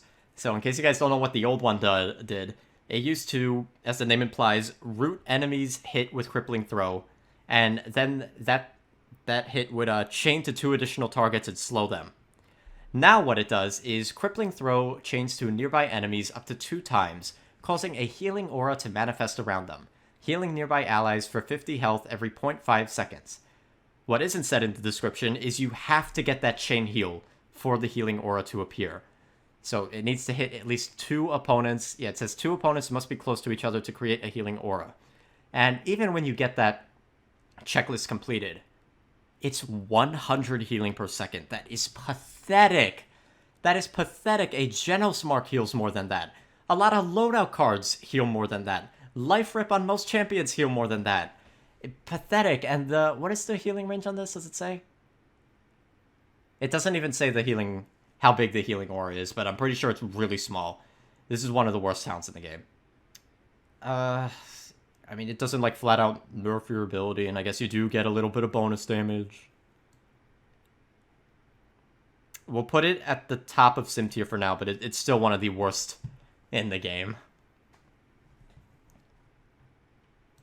And it's a cool concept, too. I just wish they made that healing circle heal more and have a little bit of a bigger AoE. That'd be a fun concept. Like, when I first heard of this talent, I thought it would be Grover's most played, but then I didn't realize the stats on it suck. Good concept, crappy stats. Really, that's it. If they buffed the numbers on this, I'm sure we'd be moving it up a little bit. Alright, next up we got my main, Imani. God, my voice is going. I heard it right there. First talent is Splitting Ice. Frostbolt chains to a nearby enemy within 30 units, dealing 225 damage. Now, these bounce shots do not slow enemies, but if you hit a deployable, you can hit the person behind it. If you're fighting a group, you're just getting more damage. It's nice. It's just free extra damage, really. I'm going to put it right above Yeah, I'm gonna put it above Measured Cadence. I feel like it's in that tier. Second up is Pyromania, which is actually getting a buff next patch. Each of your Pyroballs explode in a 20-unit radius area on hit, but the damage of Pyreball when fully charged is reduced to 800. Additionally, come next patch, your mana generation from Fireballs is greatly increased, with you being able to fill the mana bar in just 3 hits. Come next patch, this is going to be a talent for combo Amani, stance swap reset plays, I would say. The problem is, in my opinion, Amani is a really good anti-flanker in this game. You know, you hit the Frost Bomb, you fumble their mobility, they can't do anything, you hit some Frost Balls, you're slowing them, you hit a fully charged Fireball, most flankers have 2,000 health or less. So you hit a fully charged Fireball, a normal one, that's half of their health gone. They have to risk dying or retreat once that happens, and it's such a great way to fend flankers off. You cut that damage by 20% to 800. Now you need 2 more hits to kill that flanker. And while yes, the explosions is awesome, I love the explosion shots because you can hit the floor and have a little bit of leniency, you can hit people around corners, you can hit enemies in groups just like splitting ice. It's just that direct damage nerf hurts. I hate that. Instead of the mana generation, even though I think it's really unique, I wish the way they changed this talent was keeping your direct hits at 1000, but having explosion damage start at 800 like it does now. As of right now, I feel like that damage nerf of 20% is too harsh to recommend this talent for people. And I've said this in my Amani guide as well, but yeah, this is coming from an Amani player, so if there's any... I mean, people still argue about this one, but I guess you could take my word for it. I'm going to put it at the top of C because it has potential. It's just I feel like you are shooting yourself in the foot with that lower damage. I feel it every time I play this talent. Then, last up, we have Mana Rift, which I feel like is the underappreciated talent for Amani. Remaining still for 1 second creates a Mana Rift around you that generates mana every 1 second. Leaving the rift destroys it. So there's a few additional things that aren't stated in the description. You get about 20% of the mana per second, 20% mana per second. And the Mana Rift lingers for, I believe it's 2 seconds after you deploy it. So you can leave the range and come back into it like teeter-totter and constantly be getting your mana. This is the talent for Fire Stance players, because you get access to the 2000 damage burst combo so easy. Normally it takes 8 fireballs to get that. With this, you just stand still for roughly 5 seconds, maybe less if you're hitting shots, and you get your mana like that. Opens up your combo potential. I can see why this talent isn't for everyone. Standing still in an FPS is a massive hindrance. But if you pop this around a corner, you peek around the corner, you're just getting your mana constantly going, getting free extra damage. I would say most Amani players don't play with Fire Stance I've seen. They play in Ice, and in that case, splitting Ice is just better. But if you play Fire Stance like me, or you want to try like combo potential without Pyromania, I would recommend this talent. But ooh, I don't know where to place this, because I do fully understand the concerns everybody has with this talent and why it's not picked, because standing still sucks. And on top of that, the Mana Rift, it tells people like, hey, I'm right here. And especially if you're using your ultimate, where typically you hide when you use Dragon's Call, it's just saying to flankers, ding, ding, ding, ding, ding, Amani's right here, come get her.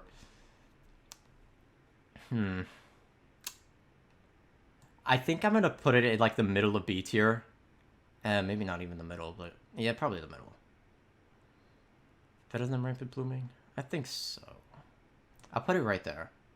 I saw one idea, I don't know if this would be good or not, but I saw an idea where if you pick this talent on top of the mana generation it gives you, it would also like heal yourself and allies around you for a small amount, like the Rampant Blooming, like the Deep Roots does. I don't know if that would necessarily like help the talent much, but it'd be fun. I wouldn't mind having self-sustain on Amani. I do find it weird that Amani doesn't have a talent that benefits stance swapping when like her best cards are based all around that. Like, I guess you could argue this is the stance swapping talent, but in my opinion, I consider it the fire talent. Alright, next up is Anara. First up is Mother's Grace. This is getting a buff next patch. Reduce your damage taken by 10% and gain immunity to crowd control while Earthen Guard is active. Come next patch, this is also going to increase the healing you receive by 20% while Earthen Guard is active. This is the tool you go if you want to main tank Inara. You get 40% DR. It's nice. The main one, though, is you get CC immunity, so you can use this to block ultimates, block stuns. And come the bonus healing next patch, I think it's going to be pretty good. I mean...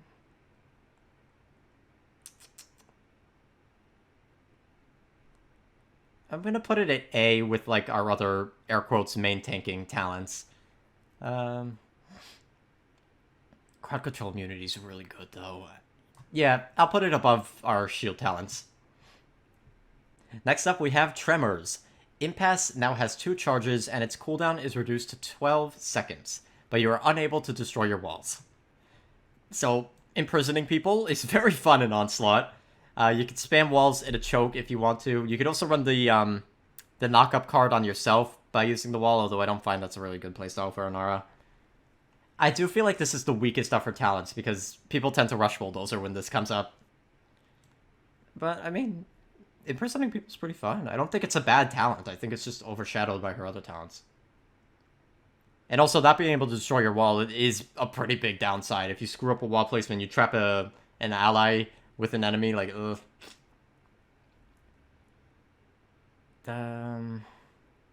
Yeah, I think bottom of V is fine. I don't think it's a C tier. I think it does have value. Next up, we have Treacherous Ground, which, in my opinion, I feel like this is a lot stronger than Mother's Grace in Onslaught, at least. The radius of Warder's Field is increased by 50%, and it cripples enemies within it.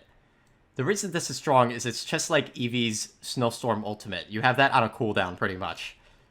Crippling enemies is very strong. And on top of that, you're slowing them. It is just Eevee's ultimate. Which... I love Eevee's ultimate. Like... The problem is, like, on siege maps, obviously, and bigger maps, you know, people aren't going to be standing in this. But in Onslaught, people stand in this. It's a small point you have to fight for. I'm going to put it... Ooh, that's a controversial one at the top of A tier, Treacherous Ground. I feel like it forces people away from you, though. Like, I've had games where I just win for free because the enemy team's full of flankers, and anytime they get near me, they're dead because they can't escape. Yeah. If this wasn't based around Onslaught, this would probably be lower, but since we're basing on Onslaught, this is why it's here. Fun fact, they also recently nerfed Inara's Earthen Guard, the base one, and they mentioned this talent, and I'm like, really? I don't see how the bonus healing correlates to this talent, but whatever. Next up is Io, who recently had one of the most questionable talent changes because it was kind of pointless. First up is Lifelink. Luna heals allies around her for 320 health per second, and on top of that, it also decreases the healing of Moonlight by 15. So the healing goes from 1,000 healing a second to 900 healing a second. This might be a controversial take, but I feel like this is another talent like Spreading Influence where Io is kind of unplayable without it. Not like horribly so with Corvus, but just a lot harder to play. Because this talent allows Io some AoE healing, which is the biggest strength of it. You could heal multiple people at once. 320 health a second. It's a Grok Totem. Not bad. A permanent Grok Totem if placed correctly. You have extra self-sustain. You could call Luna to yourself, and you don't have to put Leto cards into the Moonlight self-sustain card. And it just makes Luna a lot better of an ability, because at base, all Luna is good for is some chip damage and a stun on a really long cooldown that often misses if you break line of sight. I'm gonna put this at B. I'm gonna put it... I think it's better than Spirit's Domain. In my opinion, a part of this talent should be in the base kit. Like, Luna should heal maybe, like, I don't know, 150 health every second to allies around her, and then you pick this talent and it bumps it up to 320. Also, the nerfing of the Moonlight healing is just so weird, it's pointless. Like, there's a few times where it's like, oh, damn, I had lower healing, but, like, ultimately, you know, not that impactful. And the only reason I say this talent is necessary, because I'm going to talk about it now with Goddess's Blessing, is when I played Ranked last time, I would try and play Goddess's Blessing in Ranked. And it was just such a struggle because you only heal one target at a time, and you have multiple allies low. It's such a pain to heal them all up because you have to often sacrifice one ally to heal another, whereas this, you just plop it down, you heal your one ally, the other ally is getting healed a little bit, and then you switch targets, you're fine. With Goddess's Blessing, which is you only have the single target healing, it's rough. But I don't think we're going to be placing it that low. Let me tell you what Goddess's Blessing is. Allies being healed by Moonlight take 15% reduced damage. Increase Moonlight healing to... Oh, they forgot to update this on the wiki. But you basically give your ally free damage reduction. It's really strong, especially comboed. It has fallen from grace, though. Obviously, Luna can't cap the point anymore, and when she could, this was the most played. The damage reduction was lowered. It used to be 25% at one point. Now it's 15%. Still notable, but, you know, not as impactful. Additionally, the speed boost card Io has to grant allies movement speed when being healed, that got lowered from 40% capped out to 30%, so this has lost a lot of power. Still, with the right team comp, it's so strong. I think I'm going to put this in the same vein as Dark Gifts. If you're playing with a coordinated team, or like you're playing with another player, like the Train on Terminus, me and Alex do it, it is really strong. That person you're pocketing becomes like indestructible with the move speed and damage reduction bonuses. But the problem is, if you're playing a normal healer, most often as IO, you don't heal somebody when they're at full health. You're like juggling heals around, and at that point, like, the damage reduction is nice, I guess, but it's not that impactful. Why not just pick this and heal everybody? And on top of that, if you need to heal multiple people at once, like I said, it's a struggle because you don't have the AoE healing. Fun town to play with friends, but if you're playing solo, it's kind of a struggle.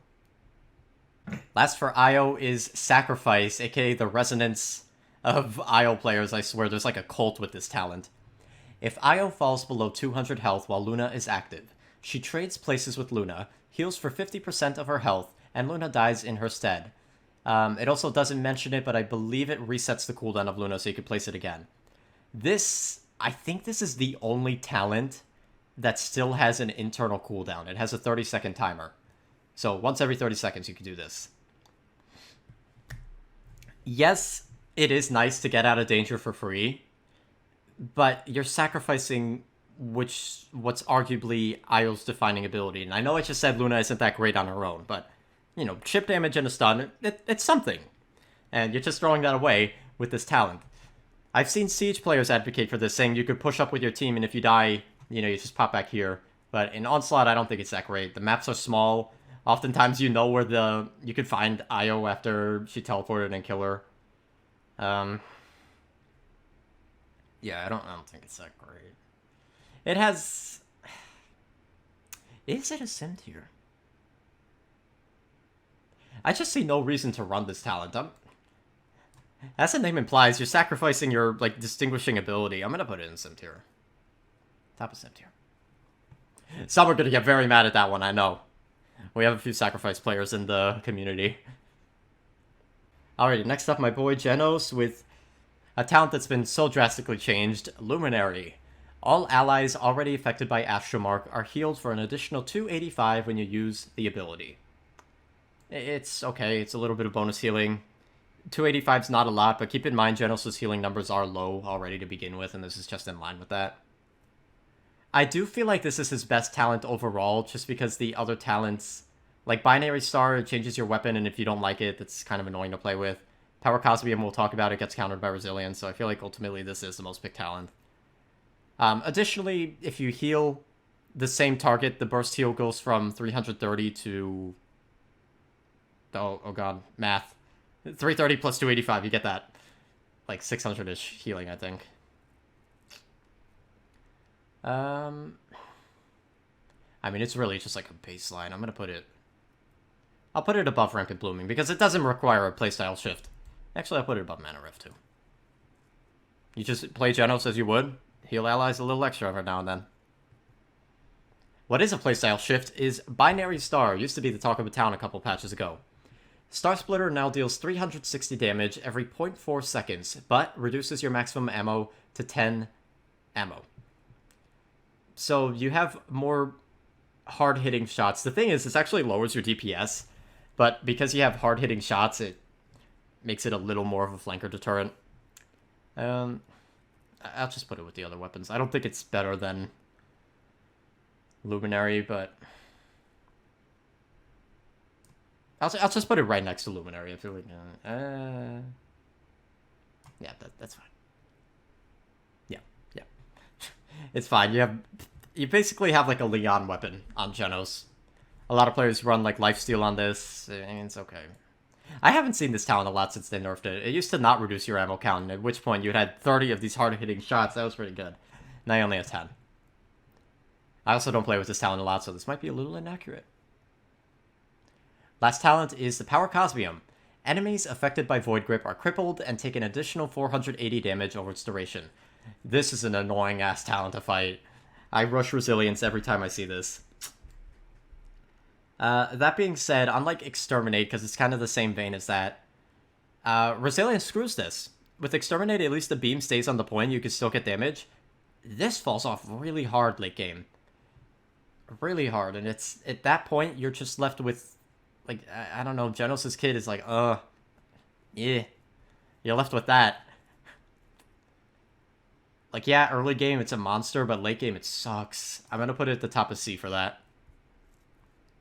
Up next is the new auto-aim woman bad. Luckily, she's getting nerfs next patch. Kasumi. First is Empowered Curse. Increase your attack speed by 5% and movement speed by 5% per stack of curse currently on enemies. So it's just a flat DPS increase. The thing is, it comes and goes. Like, if you focus on one target, you get the burstiness and then you lose the movement speed. It's kind of annoying. Better than the measured cadence? Yeah, easy. Better than sweating ice? Easy. I'm gonna just put it at the top of B. It is, like, it doesn't change that much to really be like, oh boy, an Empowered Curse Kasumi. Like, it's annoying, yeah, like, if you get stacks on one person, then you switch targets, the Kasumi's already starting with faster attack speed on you, but, like, you know what, bottom of A. Bottom of A. Next, we have Spirit Bombs. This is my favorite talent for Kasumi. Spirit Lures become timed mines and can no longer be reactivated, exploding a small duration after being triggered to deal damage, fear, and apply curse stacks. Your trap placement now has a cooldown of 8 seconds. So, in my opinion, I don't like the default Spirit Lures. I find it like a weird ability. You have to go intentionally out of position to get the most use from them. With this, you throw it down, and the Spirit Bomb becomes, like, so free. I kind of want to put this above Empowered Curse, honestly. Like, yeah, you have to think a little with this and place the trap at a good spot, but, like, honestly, you could just get away with plopping it on the point. Anytime someone touches the point, they get feared, they get the curse stacks on them, 3 curse stacks. A little bit of damage.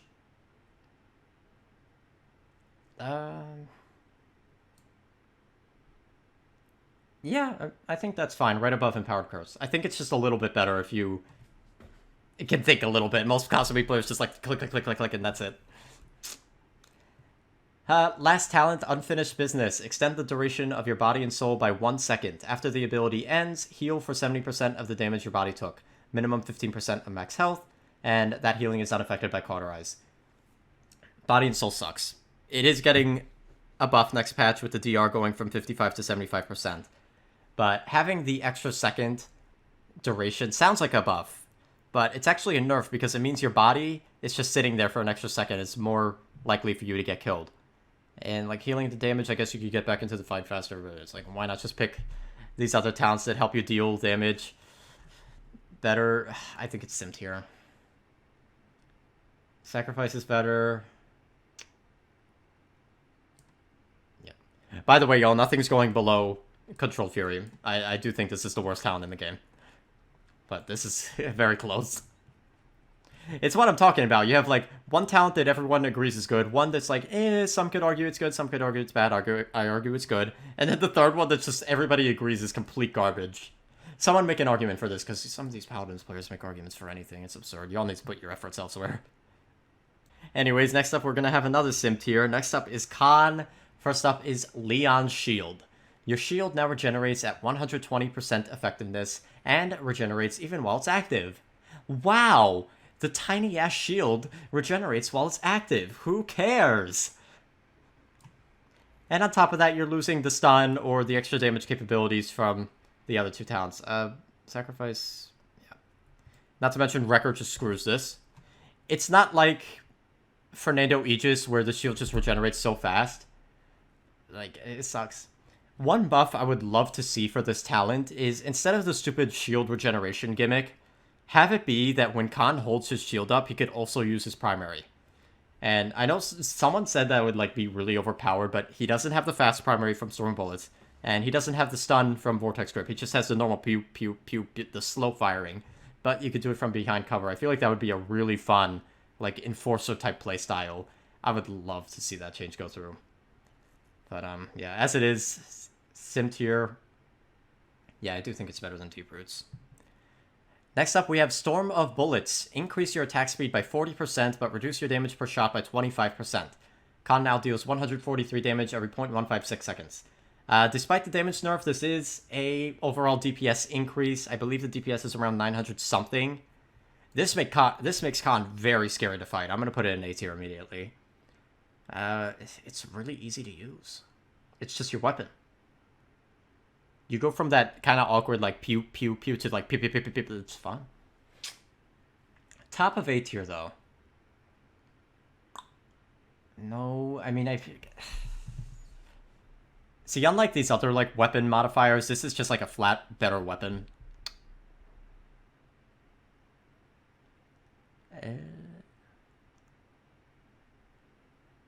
I'll put it at the middle of A tier. Right behind Abyss Spike. Last of Khan's talents is Vortex Grip. Targets hit by Commander's Grab are stunned for an additional 1.4 seconds. It's a stun talent. Falls off really harshly late game.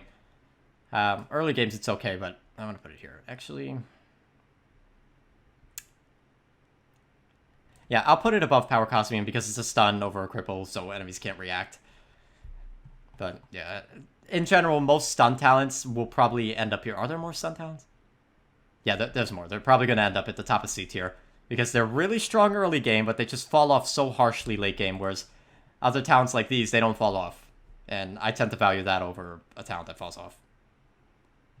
Alright, next... I can't do that voice, y'all. My voice is gone. Next up, we have the Cringe Lord Canessa. First is Steady Aim. For 4 seconds after hitting a fully charged weapon shot, your next fully charged shot will deal an additional 20% damage. It's free damage. You go from 1,200 damage to, I think it's 1,440 damage, which is pretty significant. And headshots, pretty powerful. If you want to play Canessa as like a full sniper, I recommend this. It's just free damage. You're always going to be hitting fully charged shots anyway, so. Yeah, I'll put it here. Empowered Curse.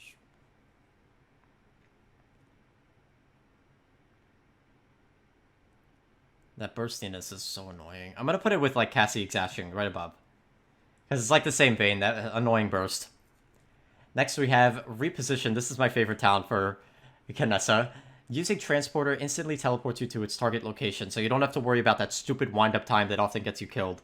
And comboed with a cooldown reset build, where if you hit the primary, the SMG, you reduce the cooldown of this. You could, like, do some really fun plays where you go in, pew, pew, pew, pew, pew, teleport in, pew, pew, pew, teleport out. Really fun. Also, the healing card on teleport's getting buffed next patch, where it no longer has an internal cooldown and it heals for more when capped out. So, it might be fun. I wouldn't say it's the most useful. I mean, yeah, it's better if you're sitting in the back line. Like, it has that use, too. But I feel like to get the most value out of this, you have to commit to kind of like an awkward playstyle for most players. Is that Stunning Visage? I'm going to put it right below Stunning Visage. I think this is a little bit better. Last up, we have the talk of a town like a year ago, I think. Oppression. You can have 2 additional Oppressor Mines out at one time, and you throw out 2 mines per use of the ability instead of 1. But your mines have a lifetime of 6 seconds, and the cooldown is increased by 2 seconds. Even at its peak, I never thought this talent was that great. Annoying, yes, because of the visual clutter, but impactful, not really.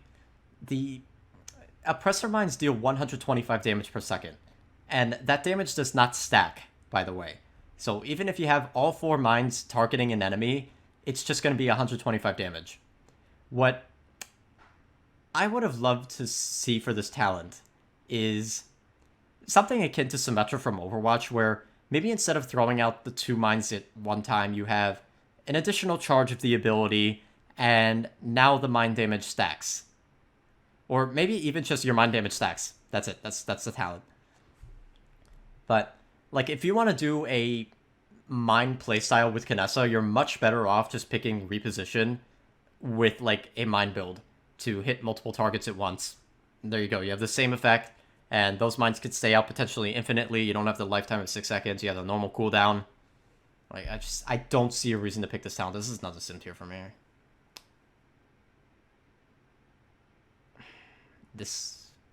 Okay, these at least do something. This at least does something. Ire at least does something. Body and Soul. Yeah. I like the idea of a mine talent for Kinessa. It's just, first of all, the visuals need to be fixed if they do try this again, but I don't know if that'll ever happen. This might be one of those talents that just stays garbage forever because it was so frustrating. Like, my Symmetra idea. That's what I want. Alright, next up is Koga. First up, Adrenaline Junkie. Generate 1 energy for every 80 damage done with your SMGs. And it says here 70 hits, the full clip, is worth approximately 4.3 seconds of regeneration time.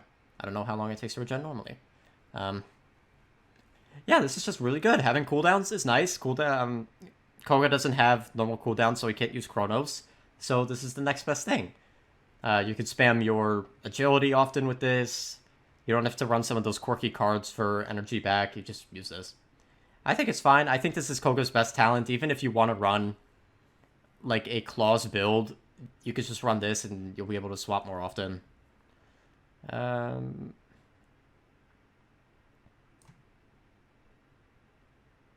Yeah, I think A's fine.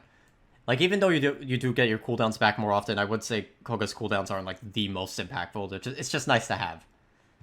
Next up, we have Blood Reaper. Cyclone Strike deals 125% of its target's max health as damage over its duration, and your movement speed is increased by 25% during the attack, and also your ultimate charge rate is increased by 15%. Garbage. In some cases, this actually nerfs the DPS of Cyclone Strike. Cyclone Strike normally does 1,500 damage a second, and with this, sometimes you could be doing less. Not to mention, most enemies just dash out of this, even though with the increased speed, like, yeah, garbage. Yeah, I think it's fine. Like, some people argue that you could use this to, like, counter tanks, but it's just, like, Haven exists. So, like, even that counters it, so I don't see the appeal. Last up, we have Dragon Fangs. Dragon Stance consumes health instead of energy at a rate of 200 health per second. Dragon Stance requires at least 300 health to activate, and automatically cancels at 15 health. This talent is the Claw talent. You use this with Lifesteal. Me personally, this is with any video game, I've never been a fan of characters that have to use their health to do anything. I just don't like that playstyle. Like, it's why, I mean, I feel like Lilith does it okay, but I don't like it with this.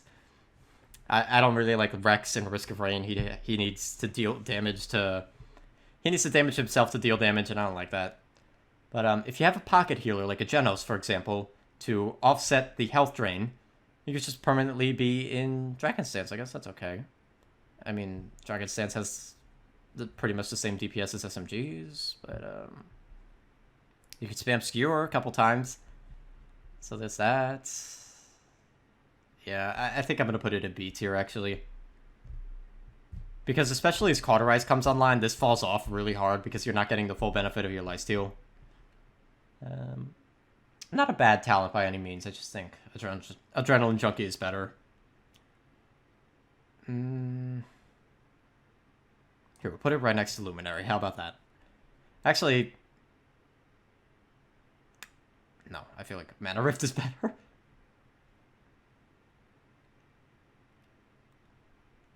There we go, right there. Next up is Lex. First up, Discovery. Increase the damage you deal to your Retribution target by 25%.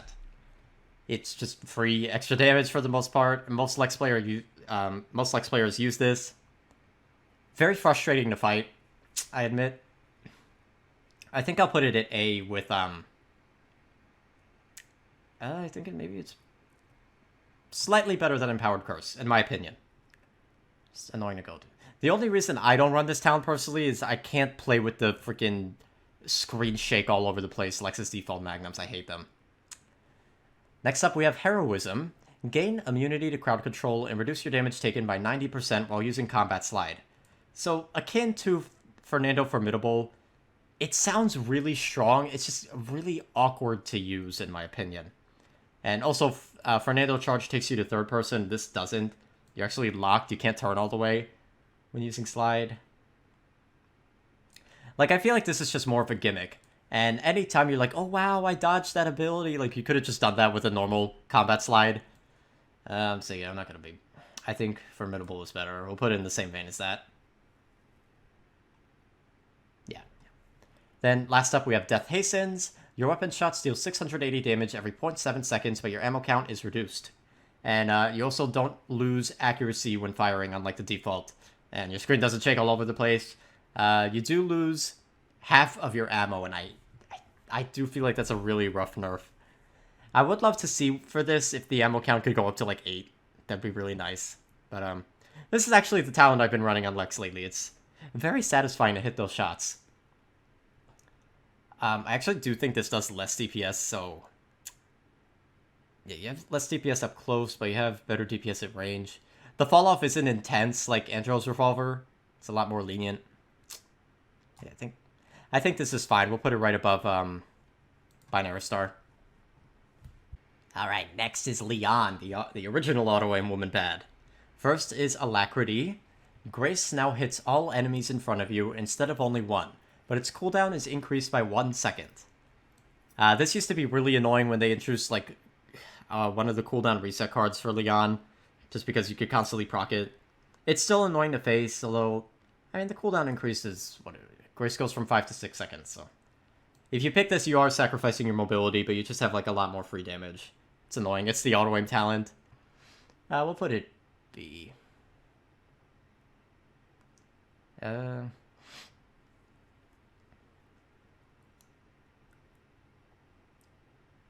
put it right next to Scuttle, because it's like that same level of freeness, if that makes sense. Next is Eminence. Increase the damage of presence by up to 50% based on the range at which it hits, and reduce its cooldown by 4 seconds.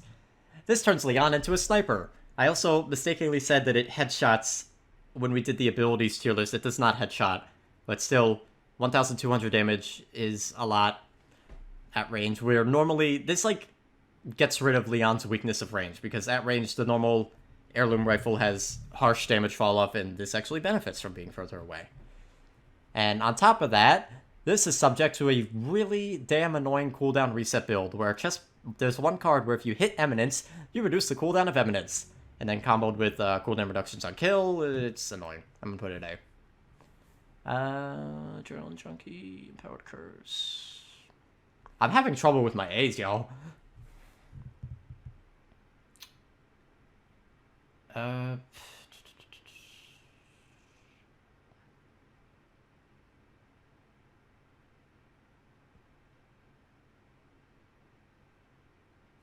Put it right next to Constorm Bullets.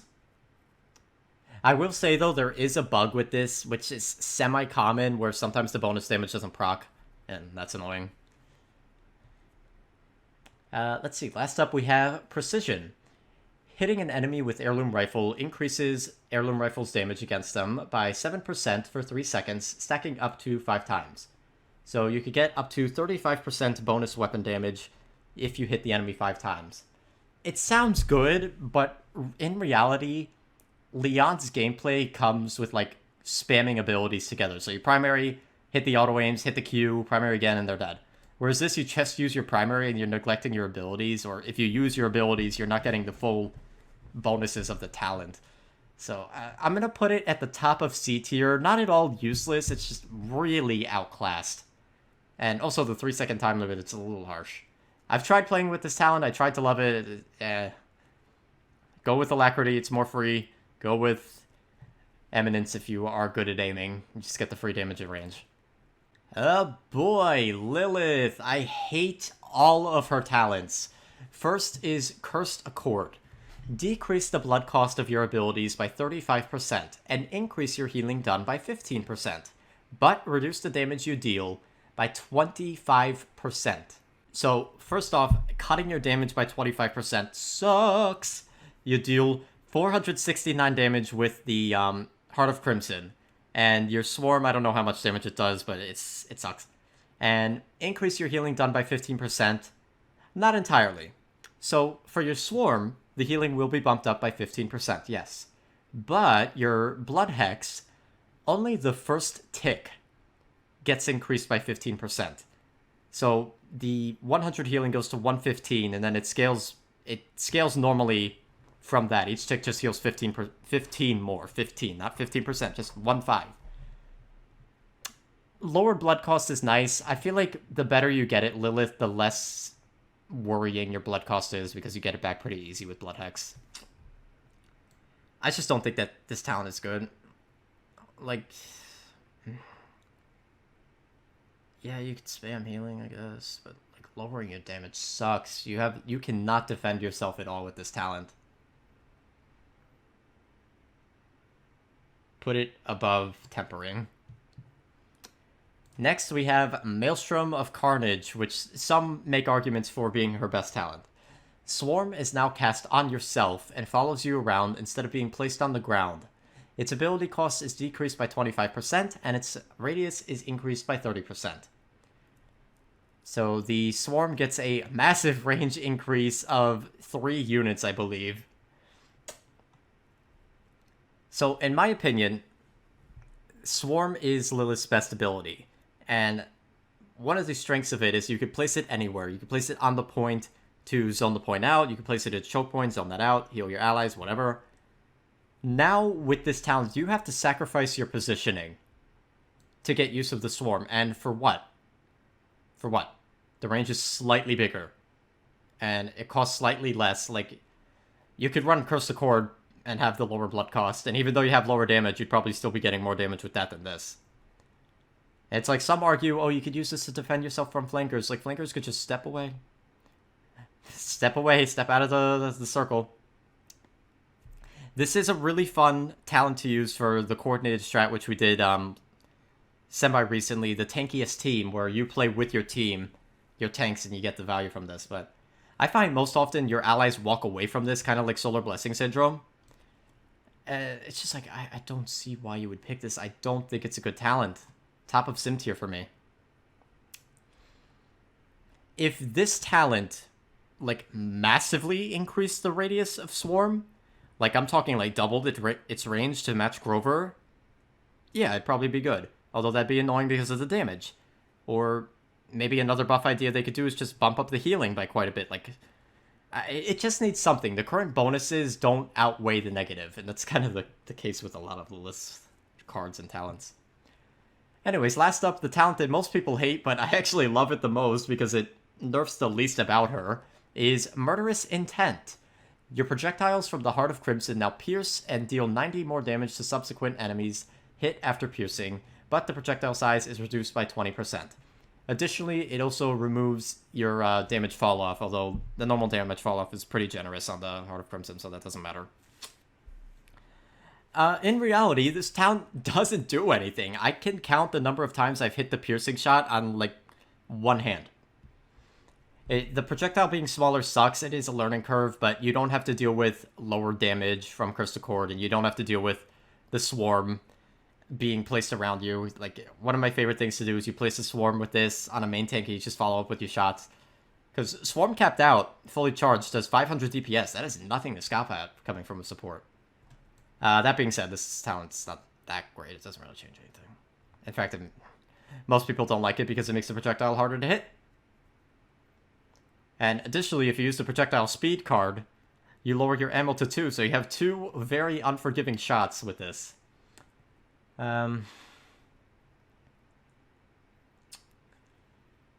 See, it's Lilith, in my opinion, is the one character that I want to play without a talent. So, like... I'll put it there. Alright, next up is Maeve, and she's got 3 good talents. First is Cat Burglar.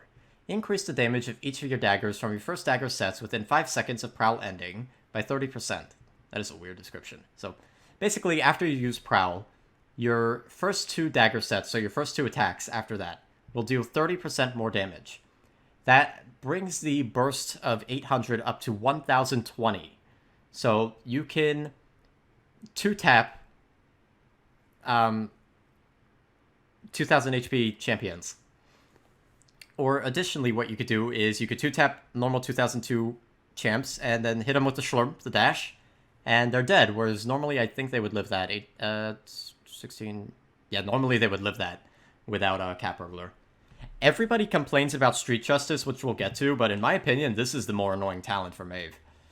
And also, forgot to mention, there is a loadout card where just by hitting daggers, doesn't matter what you do, as long as you hit them, you reduce the cooldown of Prowl by up to 1 second. So you could be constantly spitting out this bonus damage. This is a really good talent. I think it's the most played talent, although some would argue Street Justice.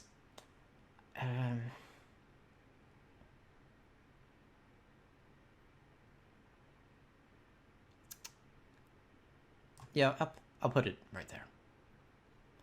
Next up, we have Street Justice. Pounce executes targets at or below 35% health. So pretty much if you're fighting a Maeve, you have 65% health. Yeah, your health bar just got cut.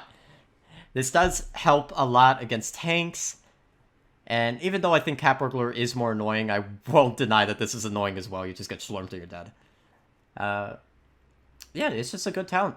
Executes strong, kill percent. I would say this is easier to run than Cat Burglar. I would say Cat Burglar is a little more challenging because you have to rely on the weapon shots more, whereas this you don't.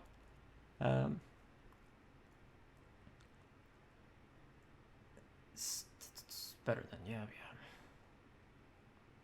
Yeah, I would say so. Better than Precision. Yeah, honestly. You know what? We'll put them back-to-back in A tier. I think they're of equal power levels because they just do the same job of executing really quickly. Alright, last up we have Rogue's Gambit. Increase the damage done by Pounce by 15% and reduce its cooldown by 2 seconds. And, the big one, reset Pounce's cooldown after earning in a limb. This is a really fun talent to play, but it doesn't offer the ridiculousness that these other 2 talents provide, so because of that, I have to rank it lower. I think B tier is applicable for this. The bonus damage of 15%, it's 60 extra damage. It really doesn't change anything. Cooldown reduction, it's nice, I guess. Resetting the cooldown is really fun though. Like if you get the kill, you slurm, you go slurm again. Comboed with 9 lives, pretty fun. I don't see a reason to pick this over the other 2. Yeah, bottom of B's fine. Alright, next is Makoa. First is Pluck. Increase the damage of your next weapon shot after hitting an enemy with Dredge Anchor by 75% for 4 seconds. I believe the weapon shot will deal 1063, which means you could, like, combo people, you shoot, hook, shoot, and then spin into them and they're dead. This is a very scary talent to face. I don't think it's the strongest. I feel like it is player dependent. If you miss the hook, you're screwed. Hook's a little wonky to hit sometimes. I'll put it above Ferocity. I feel like it's in the same vein. A little easier to use, though. Next, we have Half Shell, one of the most infuriating talents to fight in this game. The Shell Shield is placed on the ground instead of being channeled around you, it should be written like that, and lasts 2 seconds longer. So, this allows Makoa to bubble dance because you could use your primary fire, you could use your hook, you could run away while the shield is active, you could shield dance, and additionally there's a really annoying card where if an enemy shoots the shield, based on how much damage the shield takes, it reduces the cooldown of the shield, so you could just be constantly spamming this. I think this is a really good talent. I think that card should just be removed, but the base talent itself, it's okay. It's with that card it becomes really annoying, so we have to base it off of that. Where are other shield talents? I feel like it's, in my opinion, I feel like this is it an S tier? I don't think it's an S tier. I do think it's better than some of these other talents, though. Better than, yeah. Because, like, if the Makoa runs the card to reduce the cooldowns, even if you run Wrecker, you're not really countering the shield. He's just going to put another one up. It's kind of like in the same vein as Aegis. I'm kind of debating on putting it next to Aegis and S tier, honestly.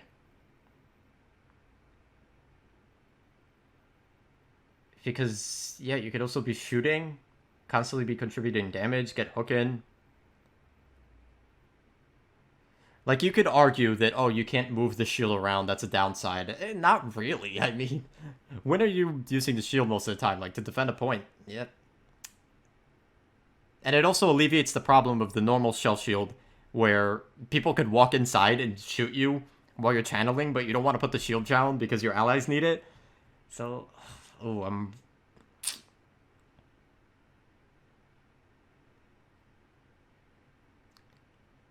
I am gonna put it at the top of A tier.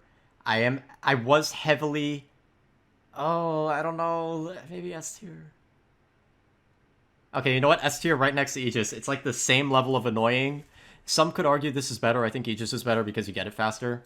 But this is really frustrating. And ranked a lot, you see this a ton. Onslaught, it's still just as annoying. Alright, last up is Leviathan. Increase your ultimate charge rate by 25% and your health by 500. Activating Ancient Rage resets the cooldown of Dredge Anchor and Shell Spin and increases your movement speed by 20%. It's a gimmicky, like, meme talent. The thing with ultimate talents is the reason I tend to rank them low, which I don't think we've gotten to too many ultimate talents, is because it only takes effect when you have your ultimate active, whereas, like, Eevee, you use it at half, you get it really fast, and she has a strong base kit to help.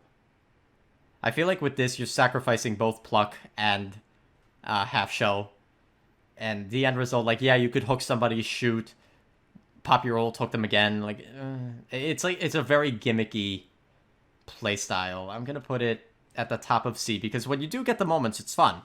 And I guess you have the passive benefit of 500 health, but it's not that impactful in my opinion. Alrighty, took a quick breather to grab a cough drop, so I might be sounding a little funky for the next few minutes. Up next, we have Maldamba. First up is Spirits Chosen getting a buff next patch. Mending Spirits immediately heals your target for an additional 350. I feel like this is the baseline talent for Maldamba. I wouldn't say it's like Spreading Influence where he's unplayable without it, but I mean, it's okay. Mending Spirits heals like 1,000 over the 4 seconds. Its healing per second is kind of low, so this does help alleviate that. I guess we'll put it like in line with Cherish. I'll put it below Cherish. Actually, yeah, I'll put it above Cherish. It does... The bonus healing from this is affected by your missing health, where this always heals you for the bonus. Next up, we have a talent which I despise because it removed one of my favorite talents in the game. And I feel like it also dumbed down Maldamba a lot. This is Ripened Gourd. Your gourd no longer damages enemies, but it heals for twice as much. So the healing from gourd goes from, I believe it's 320 every second to like 650. You heal more than Ying's ultimate with this talent, and you can throw out the gourd every 6 seconds if you're running cooldown cards. In Onslaught, this talent's really, I wouldn't say really good, but it's more prevalent here. You don't see this run a lot in Siege. But in all honesty, I feel like it's on the same par as Spirits Chosen. I hate this talent because it replaced Rakono's Curse, and that was one of my favorite talents in the game. But yeah, let's just put it there. Losing out your damage does kind of suck, but the gourd doesn't do that much damage to begin with. It's 200, so if you're willing to sacrifice that, you have more team healing. You have incredible self-sustain with this. Just Healbot Maldamba. We love it. Next up is Wakono's Wrath. tossing your snake after reloading tossing your snake after reloading is faster, and it deals an additional 500 damage. And additionally, in the details here, it says the re-stun timeout of snake toss is increased to 4 seconds. So normally there's a 1 second delay after you stun someone in which they can't be stunned again. With Maldamba and this upset, apparently. It's okay, it's a good damage talent. You get... This one's a weird one, though, because it coincidentally gets stronger and weaker the longer a match goes on.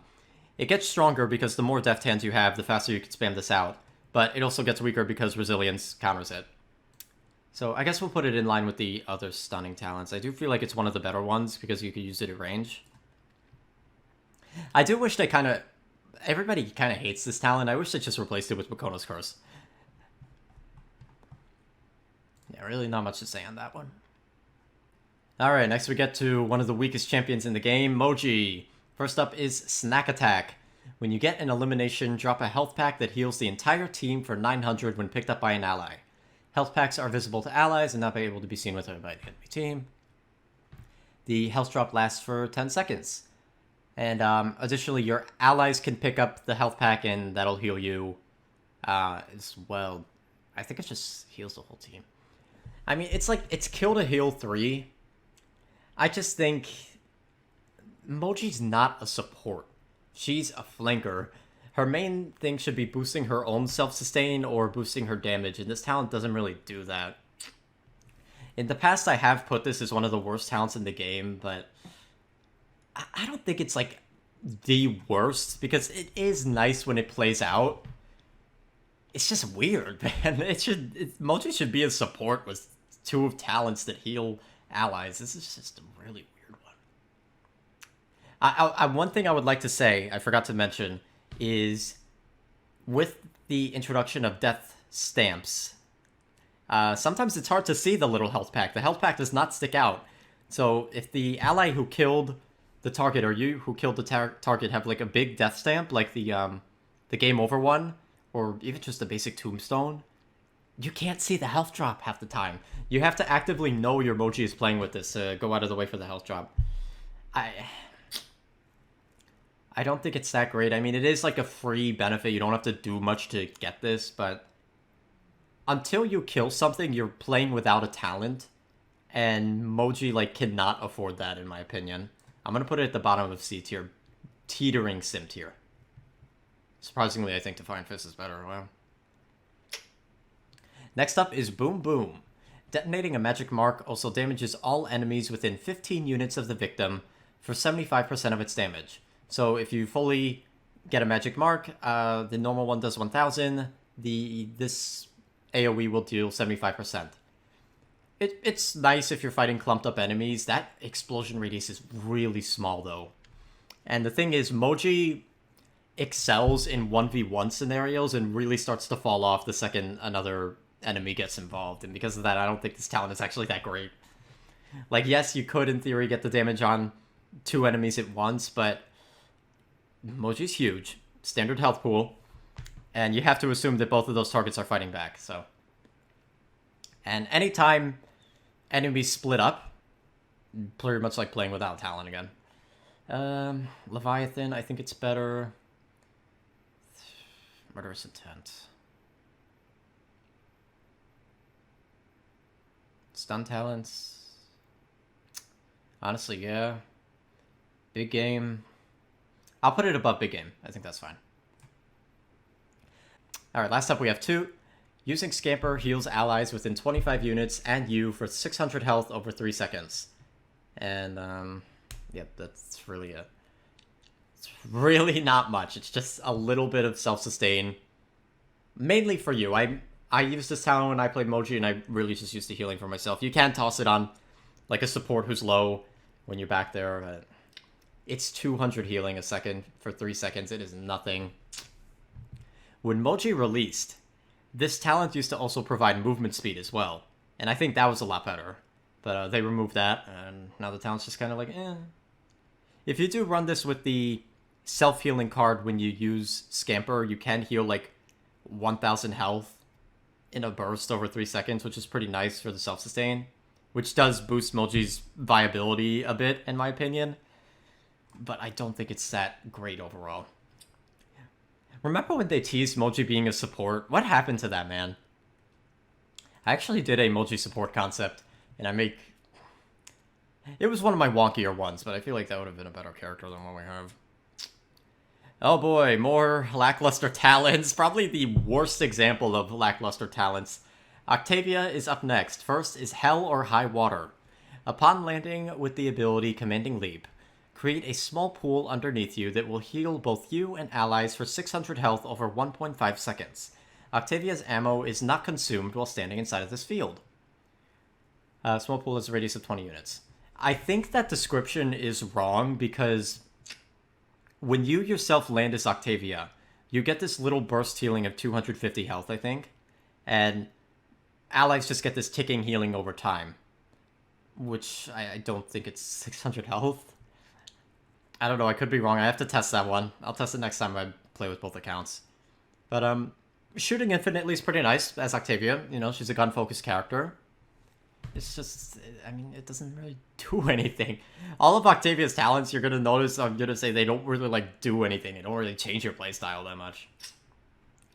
I'll put it below... It does give the benefit of shooting. I'm going to put it below Moji 2, just because I feel Octavia's Commanding Leap has a longer cooldown, and the activation's a little awkward on this one. Like, even though you do get the infinite ammo, I feel like it's a bigger risk on this. Next up, we have Display of Force. Enemies are rooted in place when they are hit by the pre-fire beam, and the Creeping Barrage deals 1,450 damage. Enemies get rooted for 1.5 seconds. I like this talent, but you do sacrifice the self-sustain that the other talents provide. Even if it's not a lot, you are sacrificing that. And you're also reliant on your ultimate, which takes a while to get, even with the... I could have swore this talent increased your ultimate charge rate, but I could be wrong. It doesn't say it anywhere on the wiki. It does... This talent does force you to run the Commander's ultimate passive, which for the most part is good, but there are some characters who have lackluster ultimates that would benefit better from cooldowns. And if you pick that and pick this talent, and it's like, you know, you're kind of losing one way or the other. I think the cooldown passive is the best in general.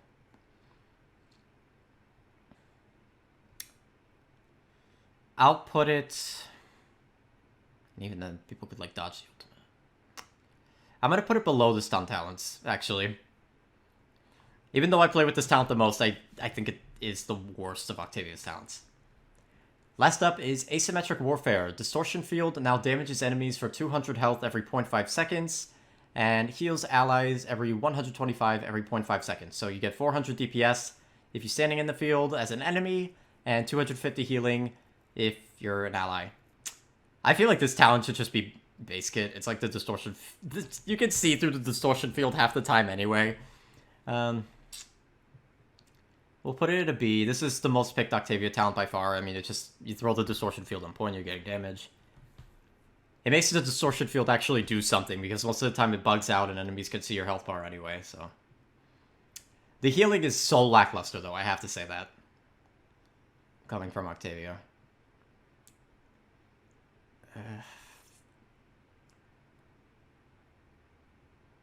Bottom of... Nah, bottom of B, bottom B. I don't think it's C tier. But I don't think it's better than all these other options. Next up, we got Pippi Boy. First up is Mega Potion, which actually recently got changed last patch. So, Healing Potion's healing is increased by 100%, so now heals for 2,000 up front. And it now provides a stacking 200 health shield. Shield lasts for 5 seconds. I feel like if you want to heal as Pip, this is kind of another case where I feel like one talent is required for Pip to be played, and that's Combat Medic. Just, Cauterize cripples this talent so bad. And it's like 2,000 burst healing is nice, sure, but like, Ceres heal bonding it up can heal 2,000 health in pretty quickly as well. Other healers can heal 2,000 health fairly quickly. You don't have to like pick this weird talent. And also with this talent, you're required to run like the potion reset builds, which is kind of annoying. Like, yeah, you can burst heal for like 4,000 health, which is pretty nice. I will say we have a few Pip players in the Discord, and they pop off with this talent, so I don't want to place it...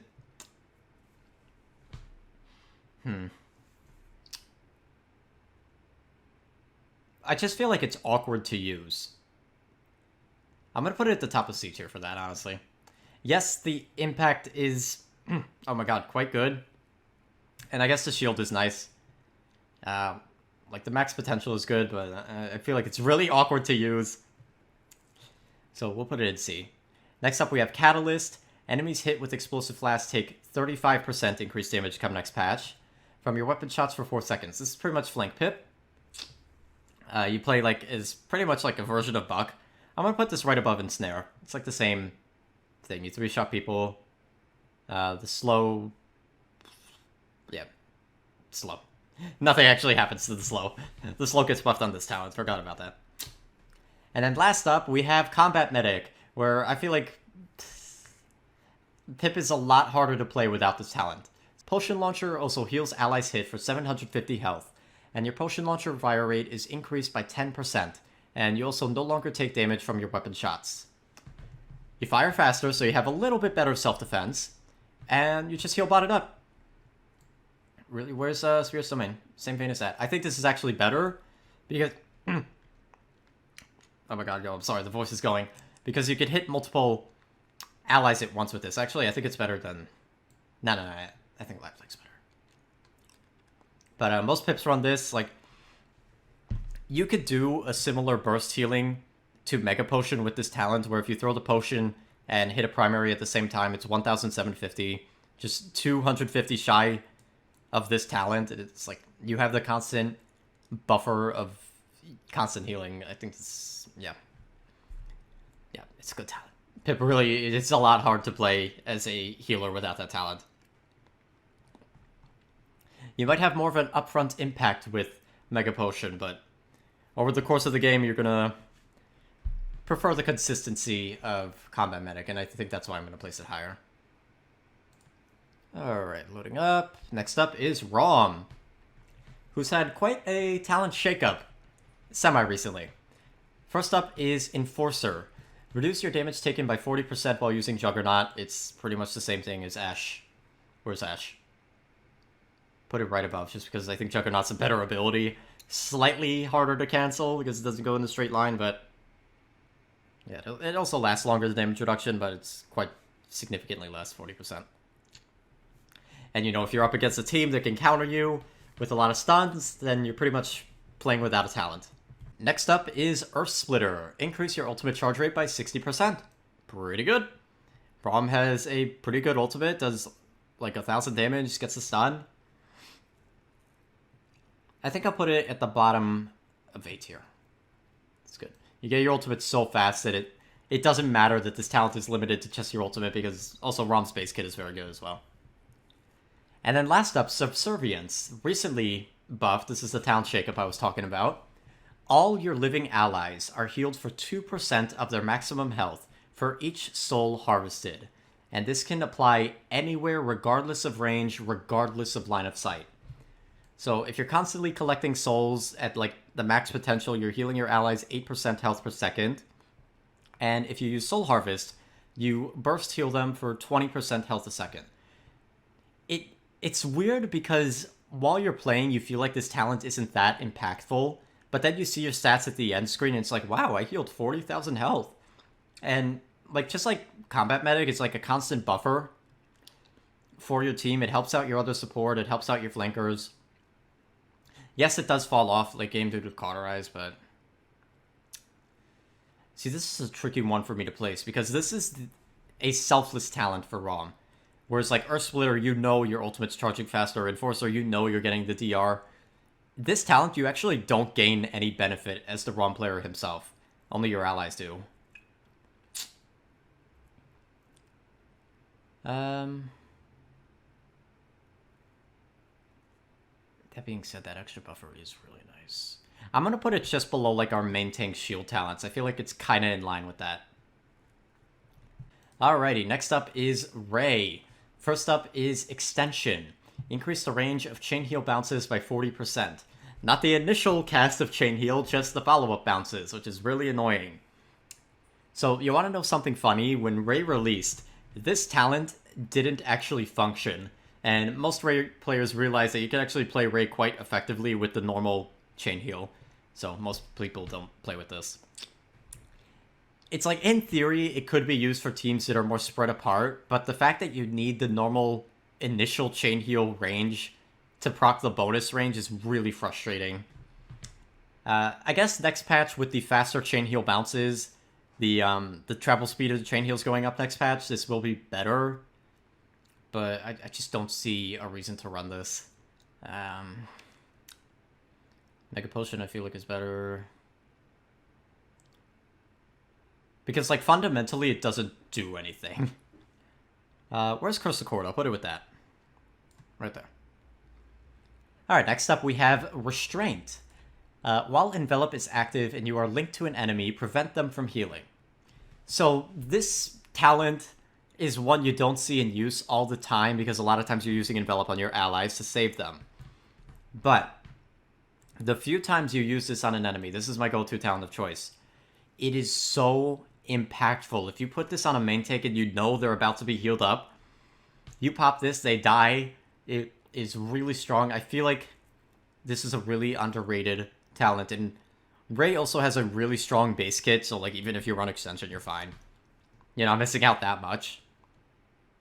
So like this, even if you use it like once per game, that's enough, because that effect is so powerful. I'm gonna put it at the bottom of A tier, just solely for the fact that you're not always using the Envelop on enemies. And, you know, sometimes your allies don't follow up. Last is Focus, which is a talent of great debate amongst the Ray community. Spirit Link's cooldown is increased to 7 seconds, and it now lasts only for 4 seconds. But its effects are tripled. So it will now heal 150 health every 1 second. The loadout card that boosts Spirit Link's healing, that doesn't get tripled, unfortunately. It now grants 1.5% ult charge every second, and damages enemies for 150 damage, and it increases the slow from 10% to 3%. I'm sorry, 10% to 30%. The main use of this talent is ultimate generation. When you get Chronos 2, I believe, even with the cooldown, you're actually getting your allies' ultimates up faster than the base Spirit Link. I personally don't like this talent, just because when I play Ray, I'm constantly juggling the mark around. You know, I run the damage debuff card on the mark, and I run Restraint, so I need to either like go from hurting enemies to healing allies like in a flash. And with this, you're also sacrificing the bonus healing from Chain Heal quite often, because you're pretty much using this off a cooldown to farm someone's ult. I'm going to put it with Dark Gifts in that genre. I'll put it at the top. I think it's with like the max potential. Ooh, you know what? No. I think Goddess's Blessing is a little better.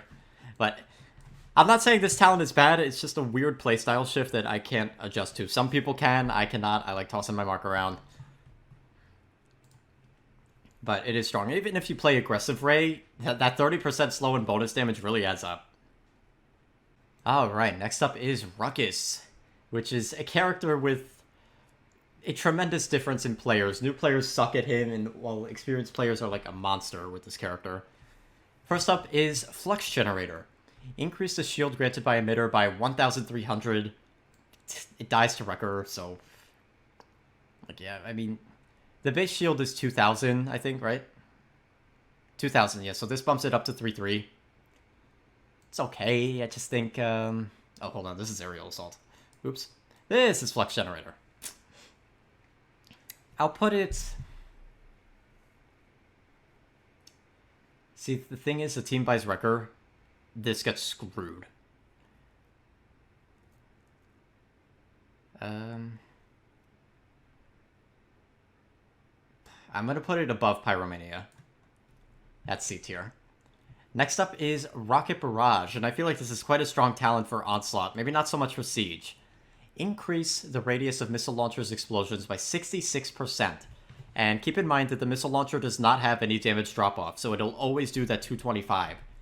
And additionally, there's a healing card that's really good for Ruckus, and if you hit multiple enemies, it scales so good. But the thing is, the base missile launcher cooldown's kind of long, 10 seconds. It's a little awkward to play with this one. So,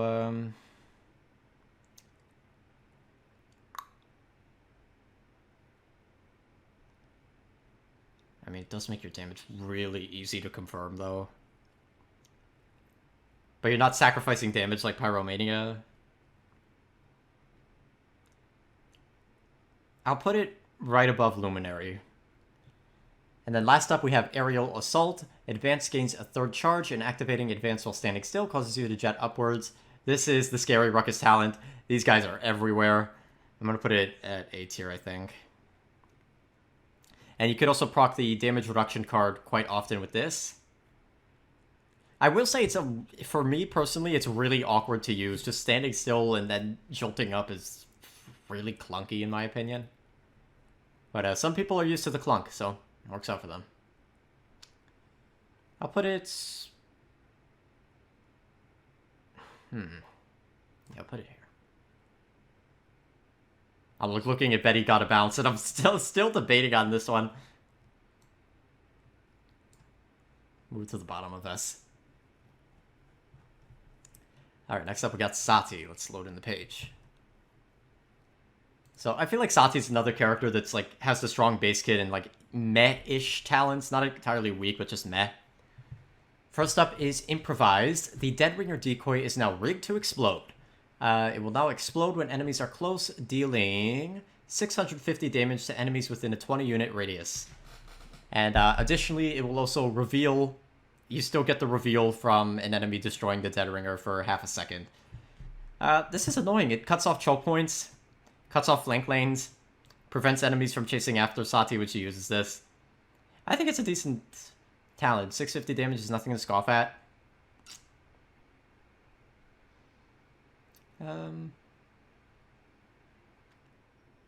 Put it below Measured Cadence. Yeah, I think that's okay.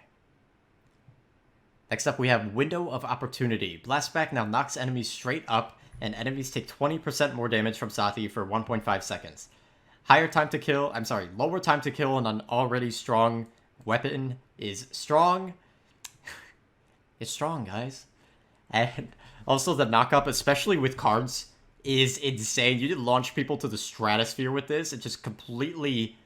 Like, even if you can't follow up the weapon shots, you're just disorienting the enemy so much. I think this is an A tier. Restraint, no.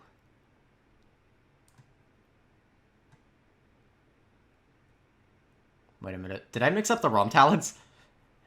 I think I mixed up the ROM talents, y'all. Hold on, y'all. Hold on. This should be down here, and this should be up there. My bad. My bad, y'all. I think bottom of phase fine. You do have to be close to people to trigger this, and sometimes you just don't get those games where enemies come up close to you. And at that point, you're kind of playing without a talent, so... Anyways, last up is Heads or Tails.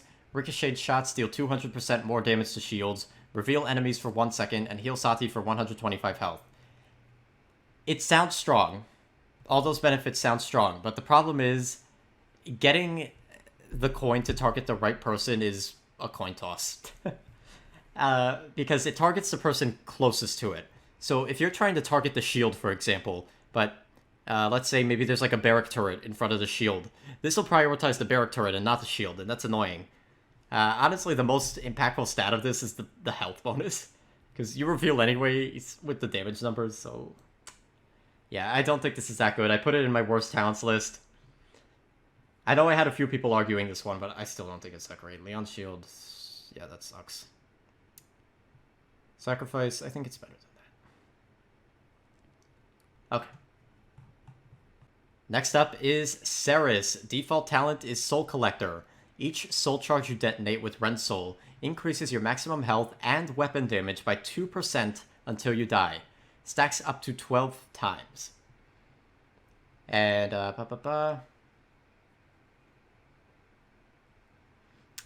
Yeah, so when capped out at 12 stacks, you deal 24% more damage and have 24% more health. I am surprised that more Ceres players don't run this. It is... You get free bonus damage and bonus health from something you already do, which is shooting your orbs and detonating them for healing. Ceres becomes so... The main benefit, in my opinion, is the health, but the damage is nice as well.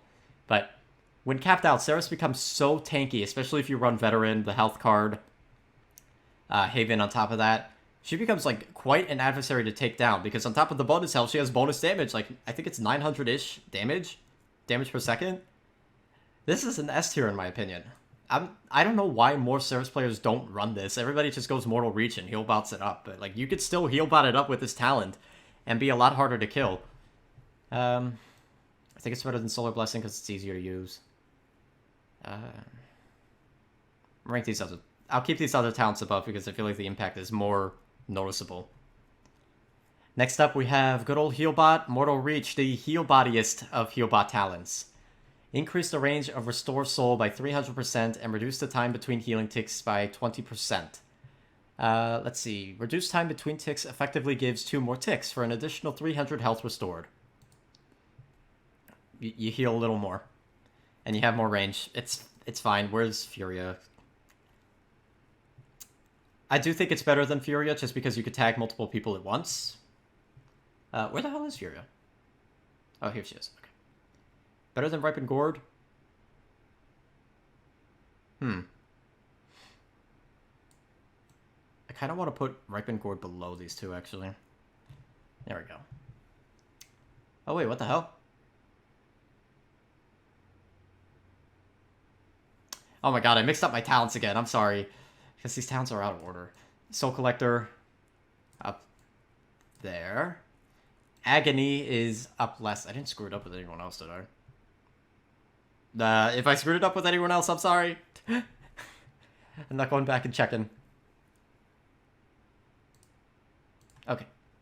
Next up, we have Agony.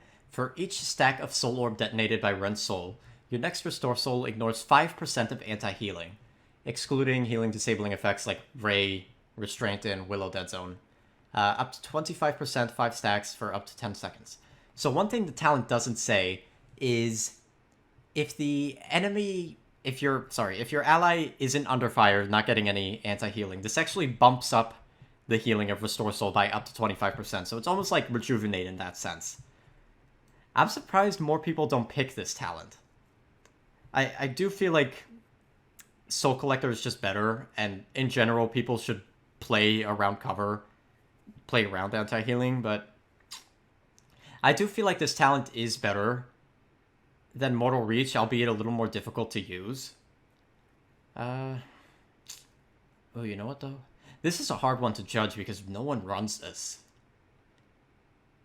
The idea of ignoring anti-healing is strong, especially early game, but even late game, you're, like, not healing that much. It's like 65% anti-healing it would be.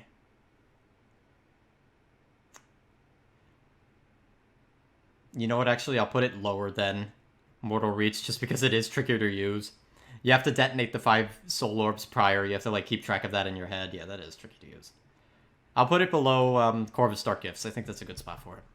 Alright, up next we have another champion I hate fighting solely due to his talents, and that's Shaolin. First up is Desert Silence. Reduce the cooldown of Crippling Arrow by 1 second. Crippling Arrow now silences and slows enemies by 15% for 2 seconds. That is a S tier ability. Which one is it? It's this one? Okay, it's this one. S tier. You have a silence from range with 1,000 damage that you can just follow up with your spam arrow shots. That is so strong.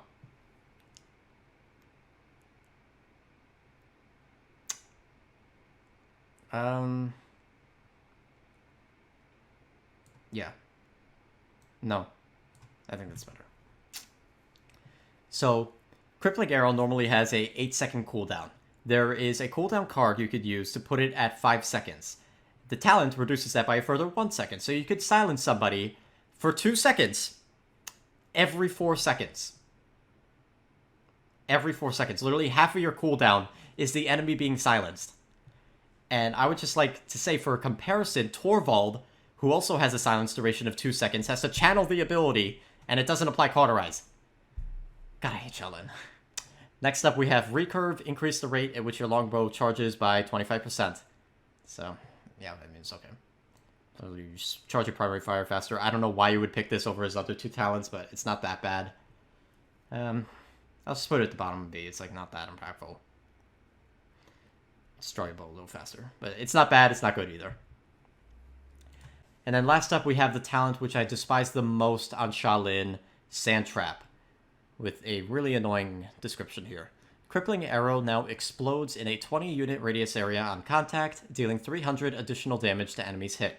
But the cripple applied by Crippling Arrow has its duration reduced by 1 second and its cooldown increased by 1 second. You deal the highest amount of burst damage from a single attack with this talent. Projectile attack, sorry. Some hit scans, the snipers do more. 1,300 damage. And, even though it's nerfed, you get a 1 second cripple on top of that.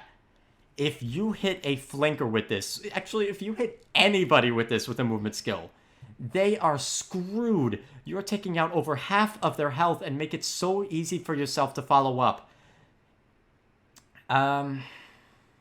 S tier, easy. I'll put... Yeah, that's fine. I feel weird having Temporal Divide at the top. Nah, we'll keep it there. But they like make it a point like, oh, your cripple's reduced by 1 second. It doesn't matter. You're still crippling that Eevee for 1 second. And just like one follow-up shot, she's dead. The cooldown's increased by 1 second. Wow, the 8-second cooldown goes to 9 seconds. With cooldown reduction cards, it's 6 seconds instead of 5. Wow. You can do this every 6 seconds. That is absurd. The only reason people don't complain about this is because Shaolin is a highly underpicked character. Probably because of the frame issues you get when playing him. But if more people played him, I could see the whole community complaining about these 2 talents. It's absurd. I tell you, absurd. He's a damage character with great utility. And also, I'm sorry, I forgot to mention this before we continue to Sky. Even if you miss the direct, that little 300 damage explosion, that still cripples. So even if you miss the direct hit, which it happens, you could still get kills for free because you're getting the 1 second cripple. Yeah, really annoying. Alright, next up we have, in my opinion, one of the worst champions in the game, Sky.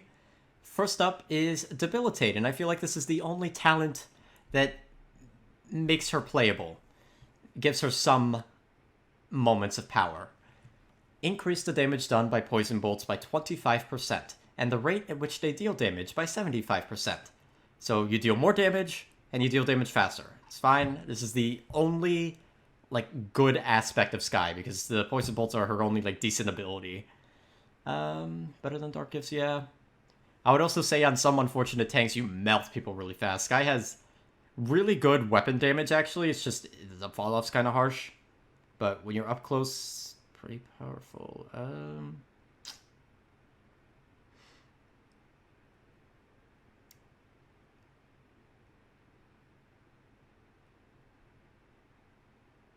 Put it above...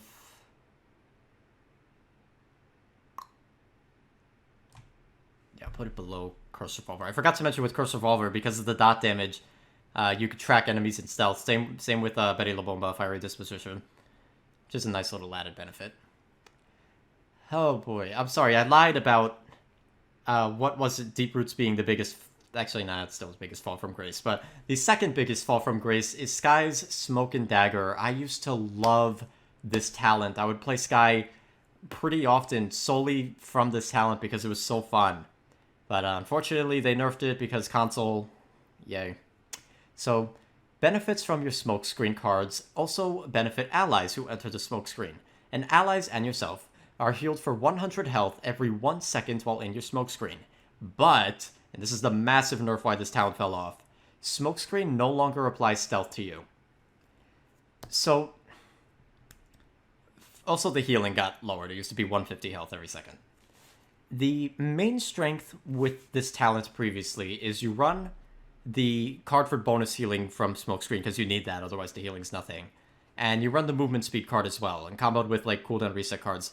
You didn't really have a lot of loadout flexibility with this, which I thought was fine, but you would run speed boosts and bonus healing on this. And the way you would play is you would play with your main tank, you would have your teammates group up, and you would just constantly be poking in and out of stealth, getting healed up when taking damage, and retreating for cover if needed. Using normal hidden to escape if you needed to retreat that fight. Now, everybody sees you, you're healing less, it just sucks. Like, Skye's whole identity is going in stealth, even if it's heavily countered. Losing that is a massive blow to that character. Oh my god, if we were doing this tier list before that massive nerf of removing the stealth, I would probably put this at like A tier, mid A tier at least. Because it's a very fun talent. Like, you were healing a little more than Grok in the past, and you had like a lot better damage. But now it's fallen off so hard. I struggle to get used with this because allies see you and you have to use crappy hidden to do those stealth plays, but that has like a stupid long cooldown for the ability it is. Alright, hold on. Even though it's a lot weaker, I do think it's better than Snack Attack. I think it's better than Defiant Fist. I think it's better than Forge Fire, better than Atlas. Better than Curse the Cord, better than Extension. Yeah. I can't say it's better than Accelerant. Alright, last of the talents is the newest one, Preparation. While Hidden is active, reduce the damage you take by 75% and increase your movement speed by 20%, but reduce the maximum duration of Hidden to 3 seconds. The duration of Hidden cannot be increased, even though there's a card to do that. This talent is just really annoying to play with. I'm not a fan of talents that have downsides. I'm trying to look here. Like, there's a lot of talents where it's like, oh, you do this now, but this is worse. You have this benefit, but this is worse. And I hate that design. I know with some it's necessary. Like, we have a few of those in S tier up here, but I just don't like that. And I feel like this is the extreme of that. Where it's like, yeah, you get, like, massive DR, but you're not getting the bonus damage of Debilitate, and you're not getting the healing of Smoke and Dagger. I mean, that's not really good. Smoke and Dagger's not really good, so...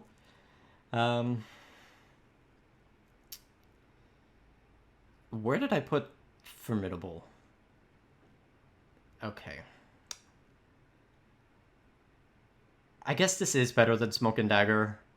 I do feel like it is kind of the worst of those, like, weird movement skill damage reduction. In my opinion, the bonus movement speed from this talent should be base kit. Sky's Hidden is one of the worst, if not the worst ability in the game. I would have to rewatch that tier list. But we ranked it in Sim tier, I know that. But yeah. Also, for a long time, I thought this was a wrench behind her. Like, oh, she's prepared to do some sabotage, but no, it's just her hand covering her ass. Okay. No wrench there. Sky's not that smart. I'm really hoping Sky gets some love next patch. I know she's like a noob stomper, but I kind of like Moji. I wish they kind of like smoothed her out, where she's just more of like a decent mid-tier character instead of like being really good at low tiers and really crappy at high tiers. We need a better balance. Alright, next up, we got Strix, another one of my least favorite champions to fight. I think he has horrible design, going stealth. First up is Nocturnal. Reduce the rate of stealth energy consumption by 50% and increase your movement speed by 20% while in stealth.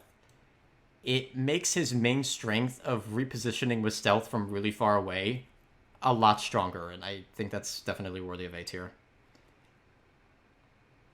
Because the best Strix, they'll like go in stealth, pop a shot, go in stealth again, move to a different location, pop a shot, and just be constantly repositioning around the map.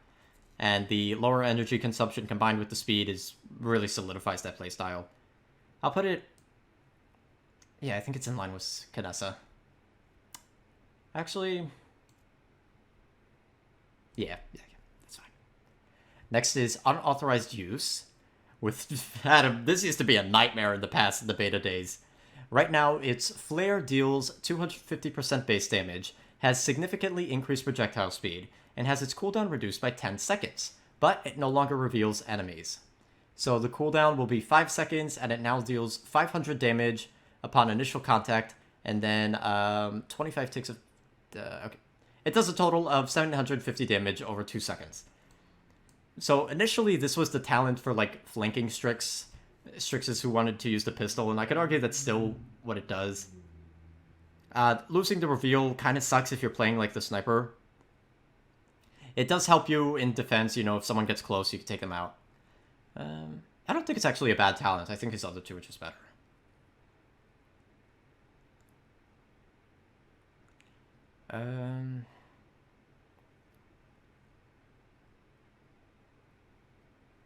Nah, better than that.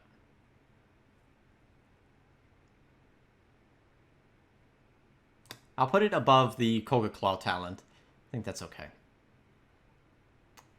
Last of Strix's talents is the recently reworked Crack Shot. Talon Rifle gains non-scoped accuracy, so you could fire unscoped and still have perfect accuracy, whereas normally Strix's Sniper Rifle is horribly inaccurate when unscoped. But the damage is lowered to 900. Its effective range reduced to 200, and it applies a 50 damage burn over 1.5 seconds, stackable 3 times, and refreshes on hit. The burn damage is like nothing. That's a nothing stat. The main thing with this is you can move around a lot. With this, you could play as a mid-ranger. It's fun. I'm not sure how useful it is, though. I feel like Nocturnal is a better talent if you're, you know, more skilled at hitting those sniper shots. Whereas like this, you kind of play as like a mid-range Leon, almost. With, some could argue, better abilities. I put Nocturnal today. I kind of want to put this at B. It is a fun talent. Like, I actually had fun playing Strix for the first time with this talent, and he's my least played champion. Better than Over the Moon, better than Ferocity, better than Pluck. Yeah. Better than Improvised.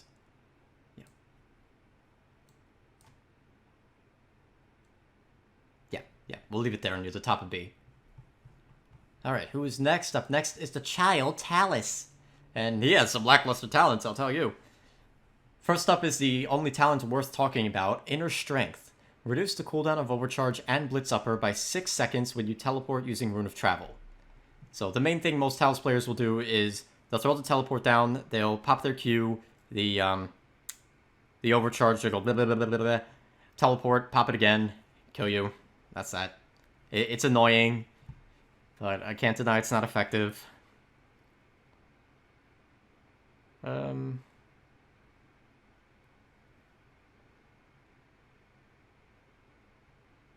it right there. I think that's okay. Next is Faustin Bargain. Rune of Travel no longer activates, and if the rune is not used, the cooldown is reset.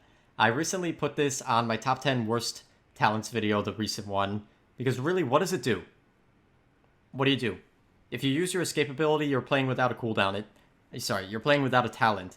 It only resets the cooldown if you don't use the rune. And it's like, yeah, you could run around with the 40% move speed card, but like, what good does that do? Why not just use Inner Strength and get your cooldowns reset and spam out more damage? I don't think this is a good talent. Sacrifice at least does something. Ricochet at least does something. Does something. Yeah. I don't know if these placings are accurate to my recent, the recent video of the worst talents. It might be a little, like, off. Like, one talent might be placed at number 5 when I said it was number 4. Oh, I'm sorry. I skipped the Terminus. Hold on. I think I remember this talent off the top of my head. This is nothing personal, right? Right? Oh, God. We're going back. Oh my goodness, I did it again with mixing up the talent icons, I'm sorry. Hold on, put this back. Where's the other one?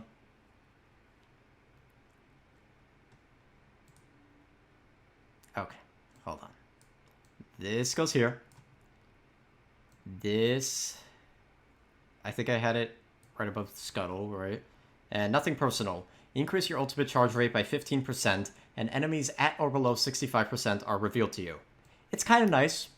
I wouldn't say it's that impactful, but it's kind of nice. You know? I feel like it's a C-tier talent, though.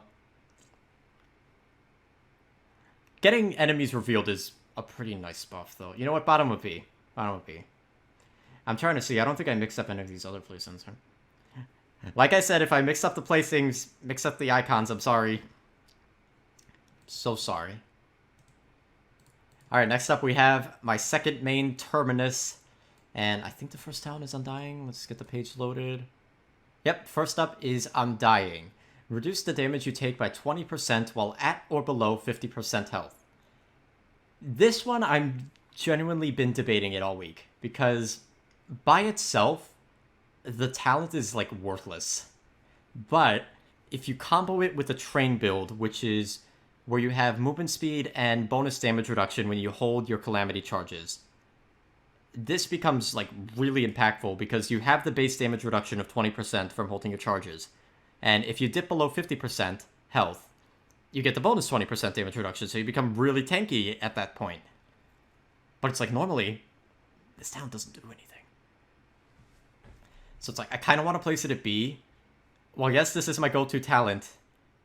I honestly wouldn't mind if it got reworked. I had an idea, I suggested this to the AOC, where instead of this, maybe it's like hits with Massacre Axe, increase your attack speed by like 3 to 4%, stacks 5 times, and then it would still be like that melee turn playstyle. This does boost your melee turn playstyle, but I feel like I can't put it that high. Put it right below Manor. If they're my two most played talents right next to each other in B. Next, we have Crush. Shatterfall stuns enemies hit for 1 second, but no longer slows. It's a stun talent. I also feel like the stun duration of 1 second is not enough time to follow up.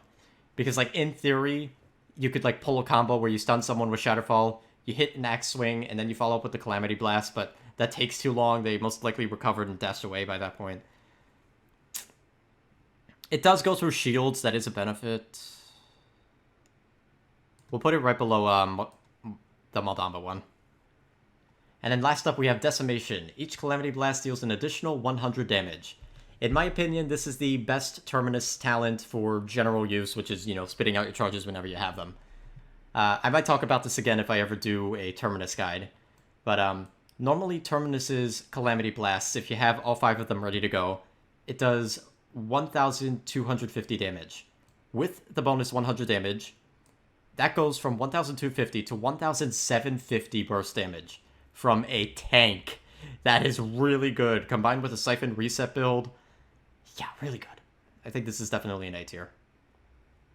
A little tricky to use if you're not used to it. Like, my default playstyle is holding charges and running at enemies, so... But, I'd say it's really good. Better than Exterminate? Yeah. Better than It's Got Some Heft? Yeah. Yes. Better than Subservience? Nah. They're similar icons, actually. But we'll leave it at that for that. Leave it at that for that. Next up is Tiberius. First up I know is Predatory Instincts, where Bladed Chakrams are able to bounce 2 additional times before disappearing. Recently put this in the worst towns list. It's garbage. What does it really do?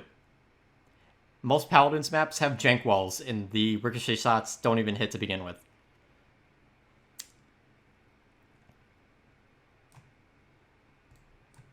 I don't remember where I put this on the actual video, but I'll put it above the Rune of Travel talent. Next is Tigran's Fury. Heavy Blade now explodes on reactivation instead of recalling, but the initial throw deals reduced damage. So the initial throw does 250 damage, down from, I think it's 500 normally. Actually, is it 800 normally? I think it's... Hold on. Wiki's right here. It's 850 damage normally, so that is a massive damage nerf. But the Snap does 850 damage in a 25-unit area. I say this all the time in stream, like, oh, that person got snapped. It's really good for catching people around corners, and you could still slow them with this as well. I think it's a B tier talent. I personally don't like it. I think the default Heavy Blade's a really good ability, and I don't want to tamper with it. But this is pretty good, too. Yeah, definitely up here.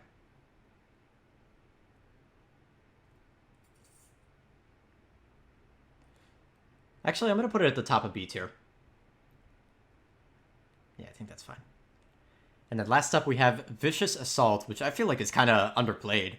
Crouching Tigeron now has 2 charges and deals 600 damage in a 20-unit radius area on landing. So it just gives you more mobility. Is Tiberius. I feel like his base kit's already pretty good. You could argue like, yo, I want Tigeron's Fury or whatever, but I feel like this is just a better talent. Crouching Tigeron's kind of an annoying movement skill though, so you have to like be ready to play around that. Put this one at the bottom of A. I feel like it just barely makes A tier. Just barely. Oh my god, we're almost near the end. My vocal cords. Okay, next up is Torvald. First is Thanks Grandpa. Increase protection shield health by 300 and reduce its cooldown by 1 second. It's the Bubble Bot talent. It's pretty good. Actually quite noticeable on the right characters come this patch because it recently got that cooldown reduction buff.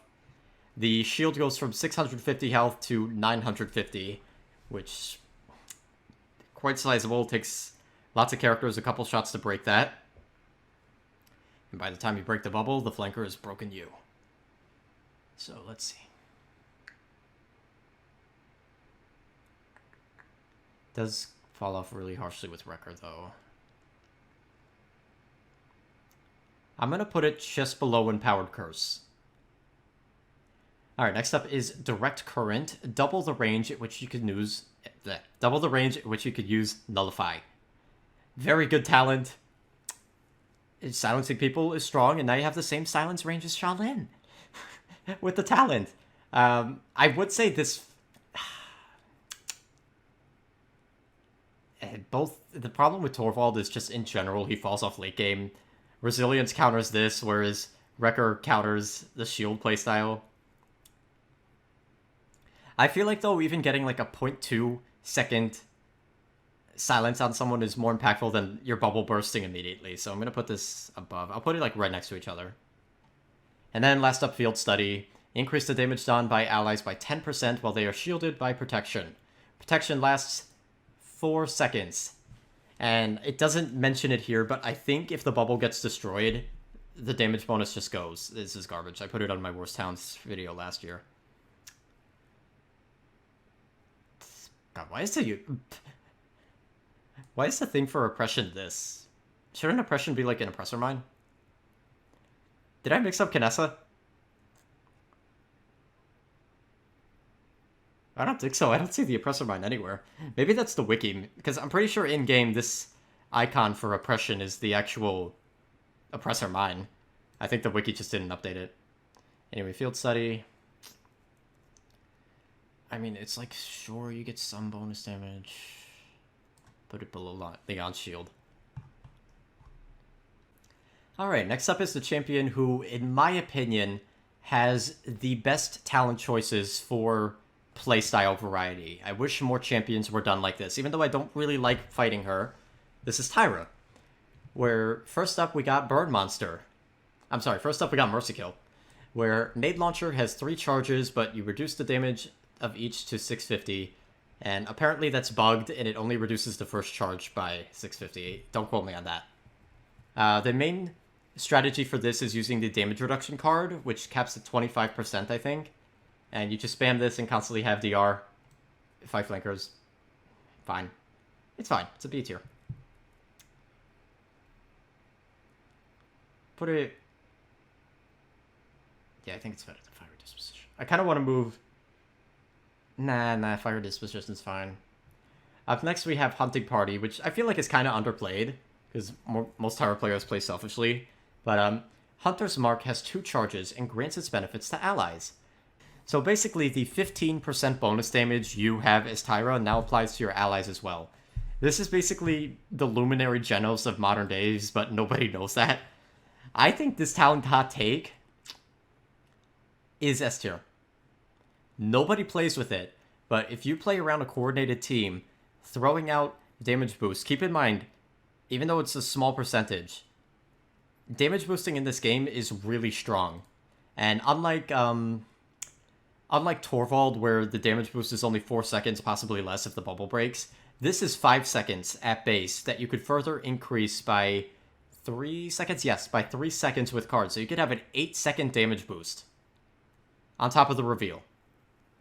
I think that's really good. Up next, we have the talent, where if we did this video a year ago, this would be the top of S tier as the best talent in the game. Thank God it's been nerfed. This is Burn Monster. Firebomb deals 30% increased damage and applies a 60% reduced healing effect. I think it's like on the same level as the Nade Launcher talent. What used to make this ability really strong, this talent, is it used to apply cripple. So you had a cripple on top of lower healing, on top of bonus damage from the fire. It's just a pain. This is the talent you pick if you want to scare main tanks away from the point. That's really it. Get the reduced healing early game, pretty nice. Bonus damage, pretty nice. Not annoying to fight, very nice. Okay, up next we have another modern champion with the talent example of having one good talent, one A talent, and one crappy talent. That's Vatu. First up is Omnipresence, which is this icon here. Your ambush gains an additional charge and can now be used on allies. It sounds good on paper. It does. Like, you use your 2 ambushes, you do damage, and you can use the 3rd one to escape to allies. It gives you an escape tool with your ambush. The thing is, Vatu's dashes are so good, it's one of the best movement skills in the game, that this talent isn't really quite necessary. I'm going to put it at the top of C tier. I don't think it's bad by any means. It's just really unnecessary. I feel like this talent needs to do something else to give it competing power, especially with Enveloping Shadows, which we'll get to eventually. What I would love to see with this talent is maybe not for enemies, but maybe for allies, you could teleport to them through walls, kind of like Kiriko from Overwatch. That would really be fun, like, compete with Enveloping Shadows. But before we talk about Enveloping Shadows, we have to talk about Unerring. Increase the explosion radius of shadow bombs by 5 units, and they now home to enemies. Auto-aim stickies, because we needed that. And not even good auto-aim, because they're projectiles. The stickies can oftentimes get really confused. And on top of that, they don't do that much damage to begin with. So, sim tier.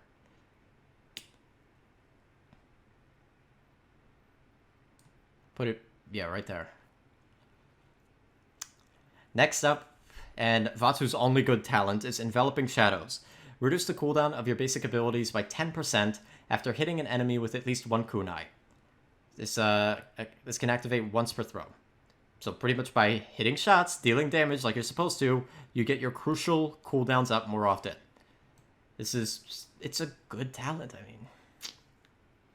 Vatu's dash is an amazing ability. This allows you to dash more often, allows you to use the ambush more often.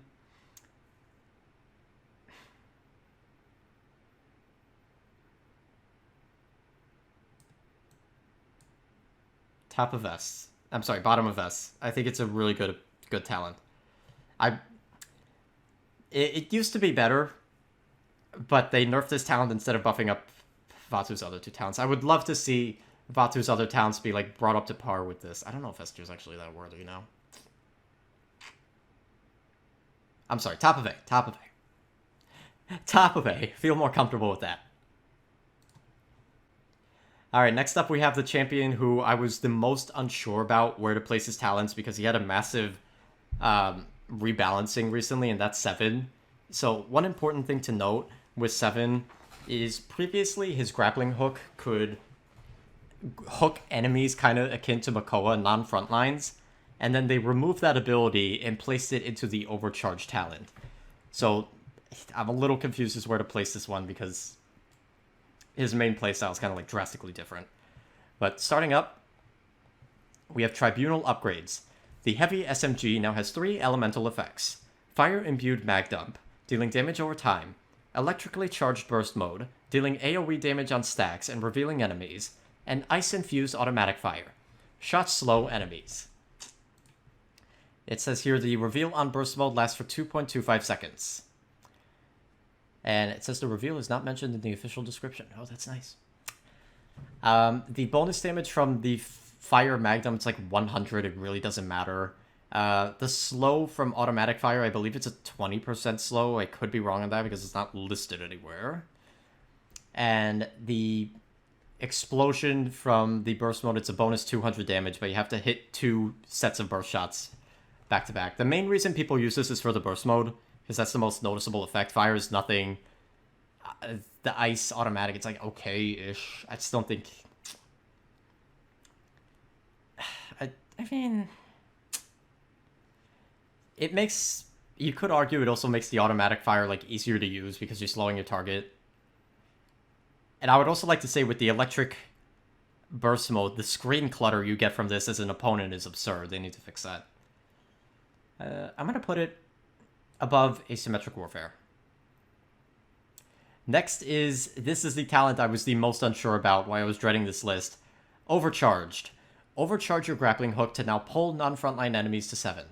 Reduce grappling hook's damage by 100, its charges by 1, and its cooldown by 2 seconds. So... You have a 12-second cooldown on just the one grappling hook. So on top of reducing the damage of the hook, you are massively cutting your mobility.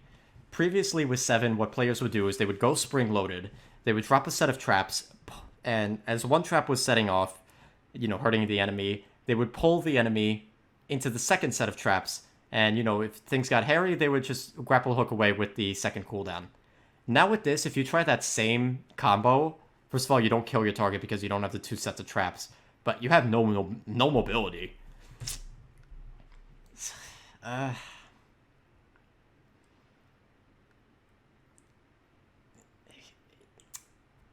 You also don't have the reduced cooldown from the spring-loaded talent.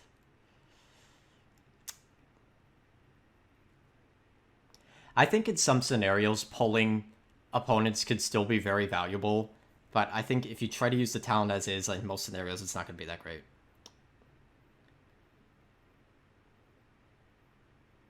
Put a C tier below Atlas Unstable Fisher. This is going to be a really unpopular opinion, but I wish they found a way to make 7 work by keeping the pulling mechanic. Like, I think that was a very unique mechanic. It's just 7 had so many, like, bloated numbers. I feel like... If they rebalanced the spring-loaded talent, which we'll get to, they could have probably kept the pulling mechanic. I don't know, it was also very infuriating to fight. It was just interesting, something different. Now it just feels like a hyper-mobile flank, because, spoiler alert, spring-loaded is still the most played talent.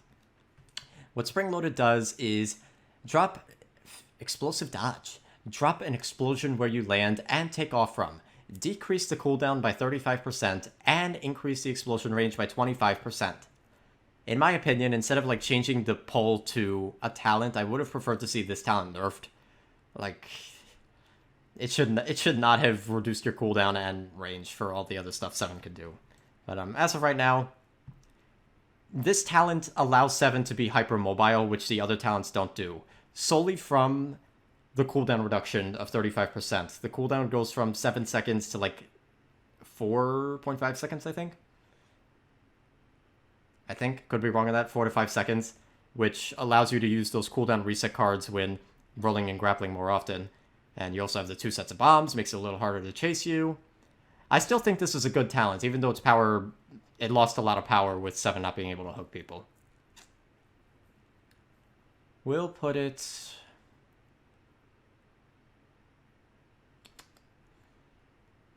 I'll put it below Exterminate. I think that's an okay spot for it. Alright, next up we got Victor. First up is... I think Cardio's first, right? Yep, Cardio.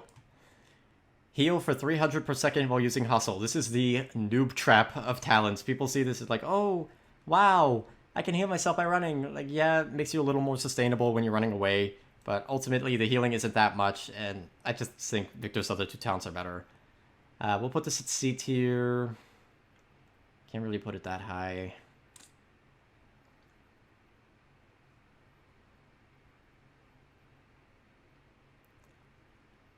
I'll put it just below Curse the Cord. Next is Burst Mode. Switch your rifle to a 3-shot burst mode, increasing your effective range and firing 3 210 damage shots every 0.4 seconds. So I personally don't like this talent. I like the automatic fire better. But at range, you will have better damage fall off, so you can do more damage at range. That's pretty much what this talent is. It's a B tier. We'll put it with... I do feel like it's better than...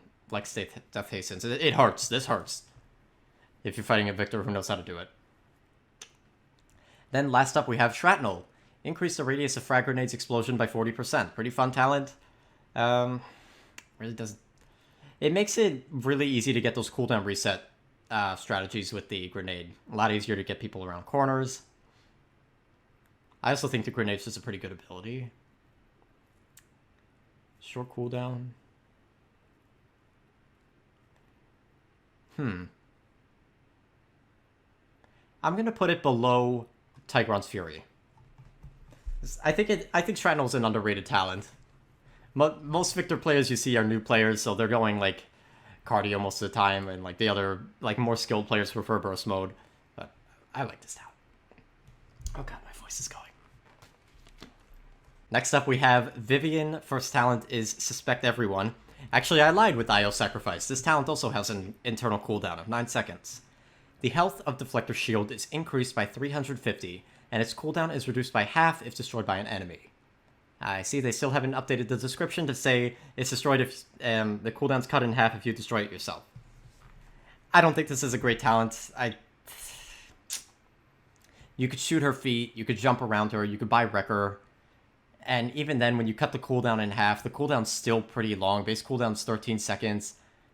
Cut in half, it goes to like 7. And then you have the 9-second internal cooldown.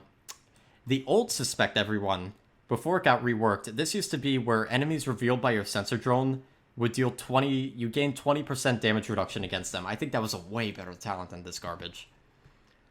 Leon Shields... Yeah, that's fine.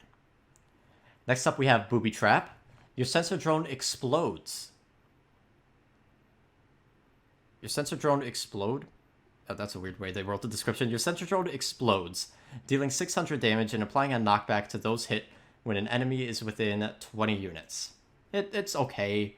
I feel like it's a little more unreliable than like a Victor, Shrapnel, or Tiberius, but it's kind of in the same vein. I just hate random knockbacks. It does give Vivian a little bit of burst, which is something she doesn't really have normally. Put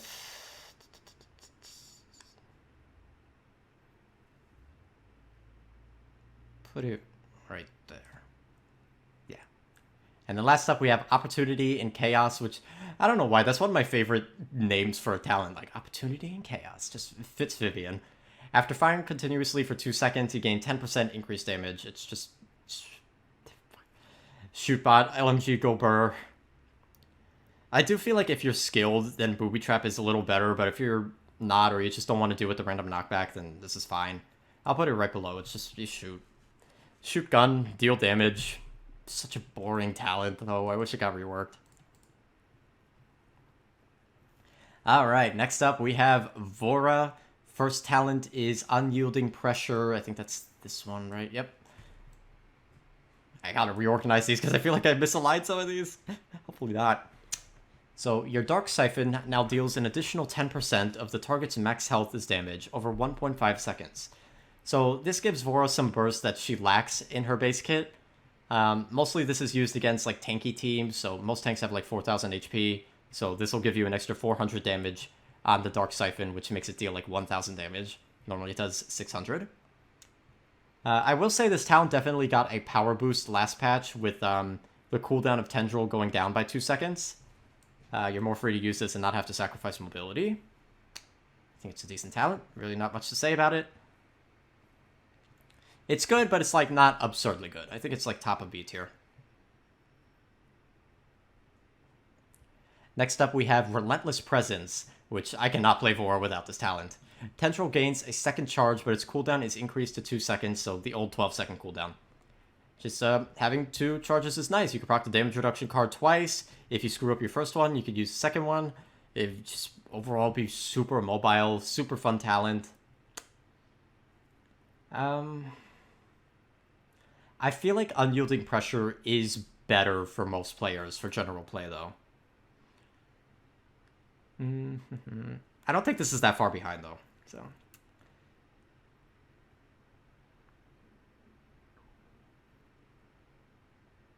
put it right there. And then last up, we have Deafening Silence. I really wanted to love this talent. Obliteration now silences enemies hit for 1.65 seconds. So, unlike Mr. Shaolin up here, you have to be in melee range to hit this, and you're sacrificing your best survival skill for Silence, and Vora doesn't really have the bursty damage to follow up on that. It's kind of like the same case as Terminus. So we'll put it, like... Put it right below... Nah. Right there on C tier. Next is... who is this? Apparently her name is Willow. So the first talent is Nightshade. Dead zone damage is increased to 650. This allows you to fire a primary and the dead zone at the same time for a 1350 burst. I've never been a big fan of this talent. It deters more people from standing in the point, but I feel like Willow is kind of unplayable without the next talent we'll talk about, so I don't want to put this too high. I think we'll put it like bottom of B. I think it's better than Tribunal upgrades. Yeah, bottom of B. Up next, we have Blast Flower, and I feel like Willow is unplayable without this talent. Hitting an enemy with your weapon shots increases the damage they take from weapon shots by 80 for 3 seconds. Stacks up to 3 times. So, base Willow does 500 damage per shot, which is so low. It's one of the lowest in the damage class. And with this, when you get your stacks capped out, you deal 740 damage, which it just feels so much better. Willow feels so much better to play with this. If you have an enemy team heal-botting it up, you get your stacks going, and then you're finally able to chew through them. It feels nice. But I feel like this is another case of, like, Corvus spreading influence, where the champion is unplayable without this talent, in my opinion. Where is Corvus spreading influence?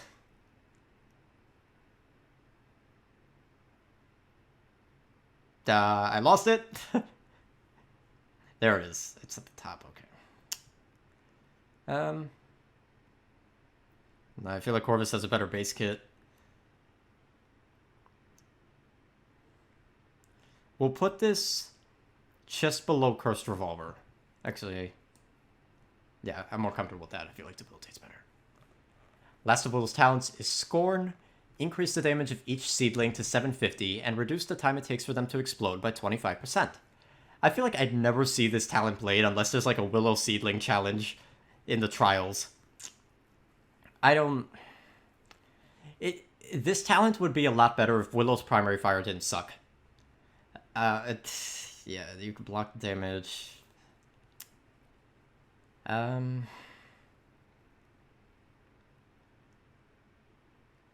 Where did I put Burn Monster? I put Burn Monster in B. I don't think this is a B tier.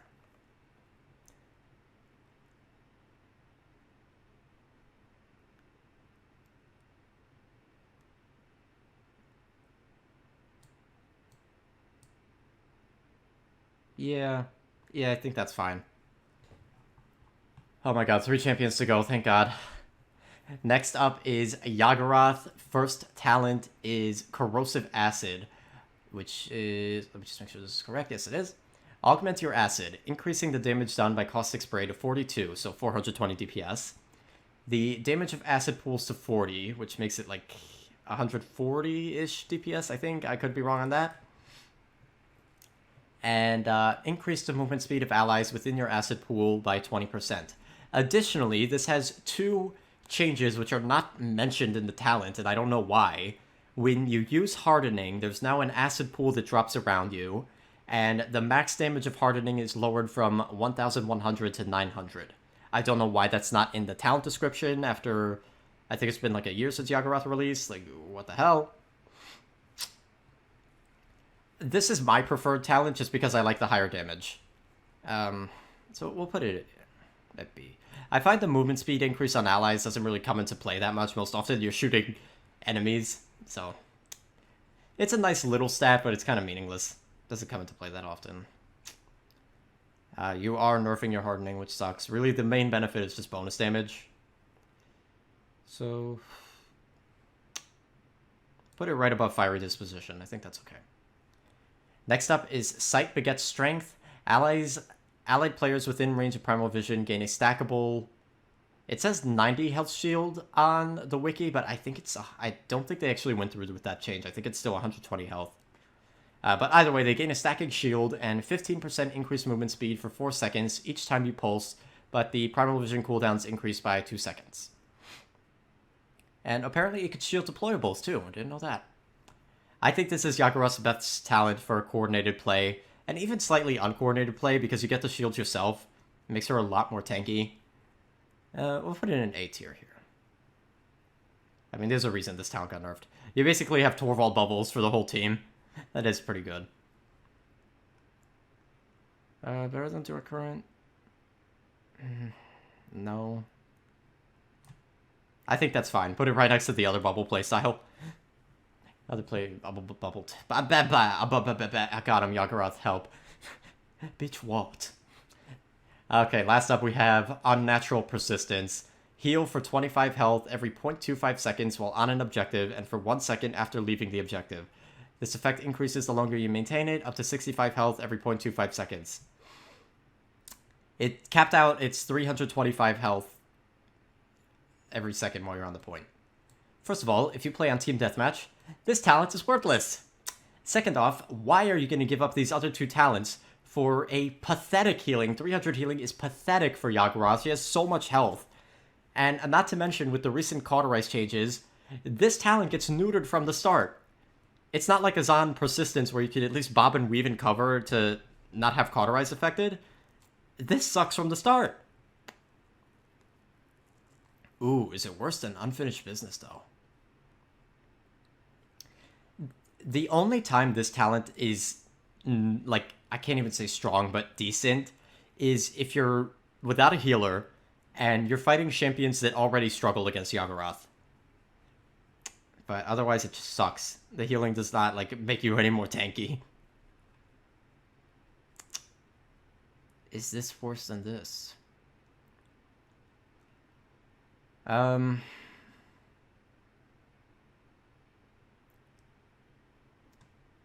Oof. I'm gonna put Unnatural Persistence below Unfinished Business. I think Unfinished Business is slightly better. Slightly. Alright, up next we get to the worst support in the game by far. This is Yang. First up is Focusing Lens. Deal an additional 200 damage to an enemy if you hit them with all 5 shots of the Illusory Mirror. This is my favorite talent to play with Yang. It hits quite hard. That being said, if you're playing with this talent, you're dealing with normal illusion healing, and that is so rough, especially if you're the only healer and you just want to have some fun. So because of that, I can't really put it too high. Ferocity? I'll put it above Ferocity. I feel like it's better than that. Also, if you do screw up, if you have a little bit of wonky aim, you are going to struggle with it. Next is Life Exchange, and I always make fun of this talent because I call it like the Healbot talent, but really it's Ying's only good talent. Ying is horribly unplayable without this talent. So what Life Exchange is Shatter instantly heals your target for 800 health, but its cooldown is increased by 1 second, and it no longer explodes your illusions. Reduce the cooldown of Shatter by 2 seconds if you miss. So first of all, no longer exploding your illusions. That is, who gives a damn? Exploding the illusions is a waste anyway because you're missing out on the healing they provide, however little it is. In my opinion, Ying should have a form of this talent in her base kit. And then you keep the detonating illusions to the Resonance talent, which we'll get to. Come next patch, the cooldown of Shatter is going down by 1 second, so you could spam this every 1.5 seconds if you're running Brittle capped out. I just feel like in terms of Healbot supports, everyone else does it better. They at least provide some utility. Like Lilith can provide a little bit of movement speed with the Blood Hex card. Grok can contribute damage, decent damage. Maldamba has the stun, Ceres has the stun, Pip has the slow, Io has the stun. Where it's like with Life Exchange, Ying just has nothing. Her damage isn't that great normally. So, honestly, I don't even want to put it that high. And I feel weird putting Focusing Lens like in the middle of B. I kind of want to... Better than Fiery Disposition, yeah. Yeah.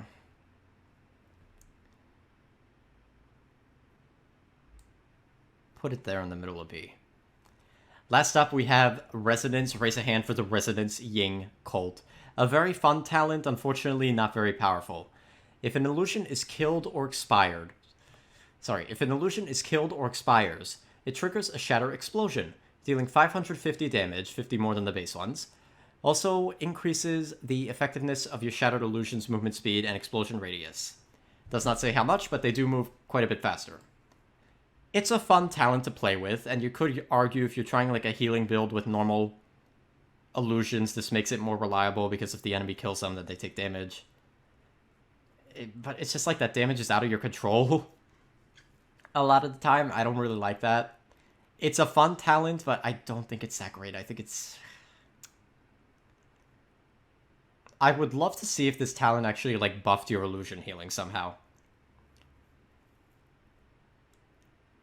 Like, just make this the ultimate illusion talent. Like, as of right now, it's just like, you have kamikaze illusions. Like, okay. Forge Fire, I think, is better. These, I think, is better. Yeah. Okay, unfortunately, we're going to be kind of ending it on a dud because Xin has some really lame-o talents. First is Guillotine, which is this one. Spite deals 20% of its target's maximum health as damage with each hit. So, the thing is... that sounds really good. Spite has 5 hits. It's a execute. The problem is 1 point of haven. 1 little bit of healing gets rid of your execute. And at that point, what good is this talent? Why not just pick the normal talent and do the 2,000 damage? Yeah, I don't think this is that great. Better than Resonance, yeah. There are moments where it's like, yeah, you execute someone or you near execute someone and your ally finishes them off, but, better than 7 overcharge, yeah. Better than Atlas, nah. Next is Yomi, which is this one. Your heavy hit with Infernal Blade deals an additional 150 damage. It's just more damage, it's fine. Really does not change anything about Xin. Better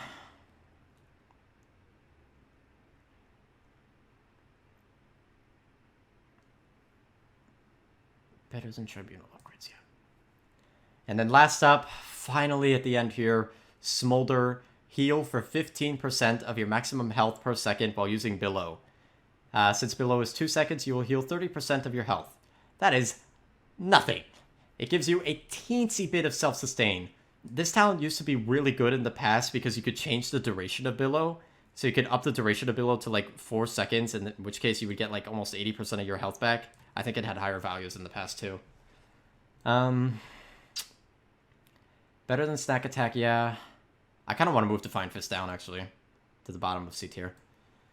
Better than Resonance. Oh, yeah. Better than these, sure. Better than Forge Fire, yeah. Overcharge. I would honestly say this is better than Guillotine. Better than Tempering. Better than Cardio. Yeah. Better than Curse the Chord. No. Alright, y'all. That is the tier list. I'll just go over my top picks and my bottom picks. You could... Here, I'll give a quick scroll if you want to see everything. Here's a little slow scroll. Take a look. Also, I apologize in advance if I mix up any of the icons. The way Tier Maker sorts things is by, like, alphabetical, I think. Whereas I was going in order of talents unlocked by level. Oh my god, I gotta make myself some tea after this. But as I said earlier, this is probably going to be my last tier list. As you can see, they're very long, and long-form content on YouTube just doesn't sell. Unfortunately, TikTokers have the attention span of a microbe. So, probably won't be doing another one of these. If you guys want, though, let me know. I might do maps, I might do Season Pass skins, but I don't think I'm ever going to do a tier list, a balanced tier list individually like this again. It just takes so long. I wanted to try it for a novelty. I did it. I could say I did it. Check it off the list. But anyways, at the top of S tier, we have Atlas Temporal Divide, followed by Drogo's...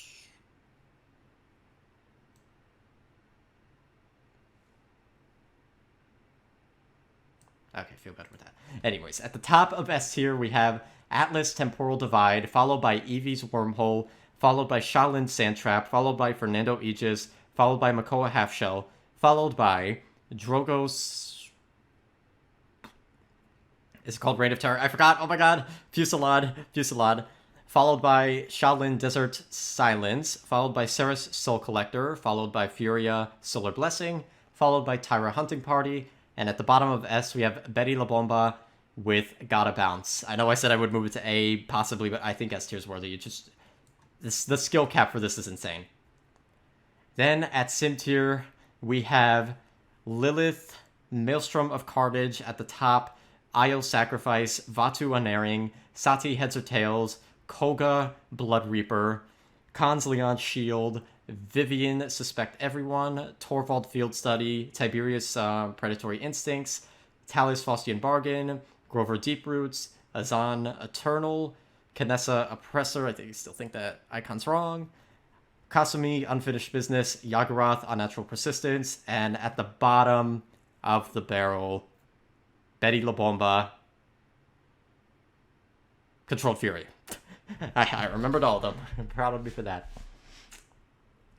But yeah, looking over this, most of our talents fit into B tier, so that's good.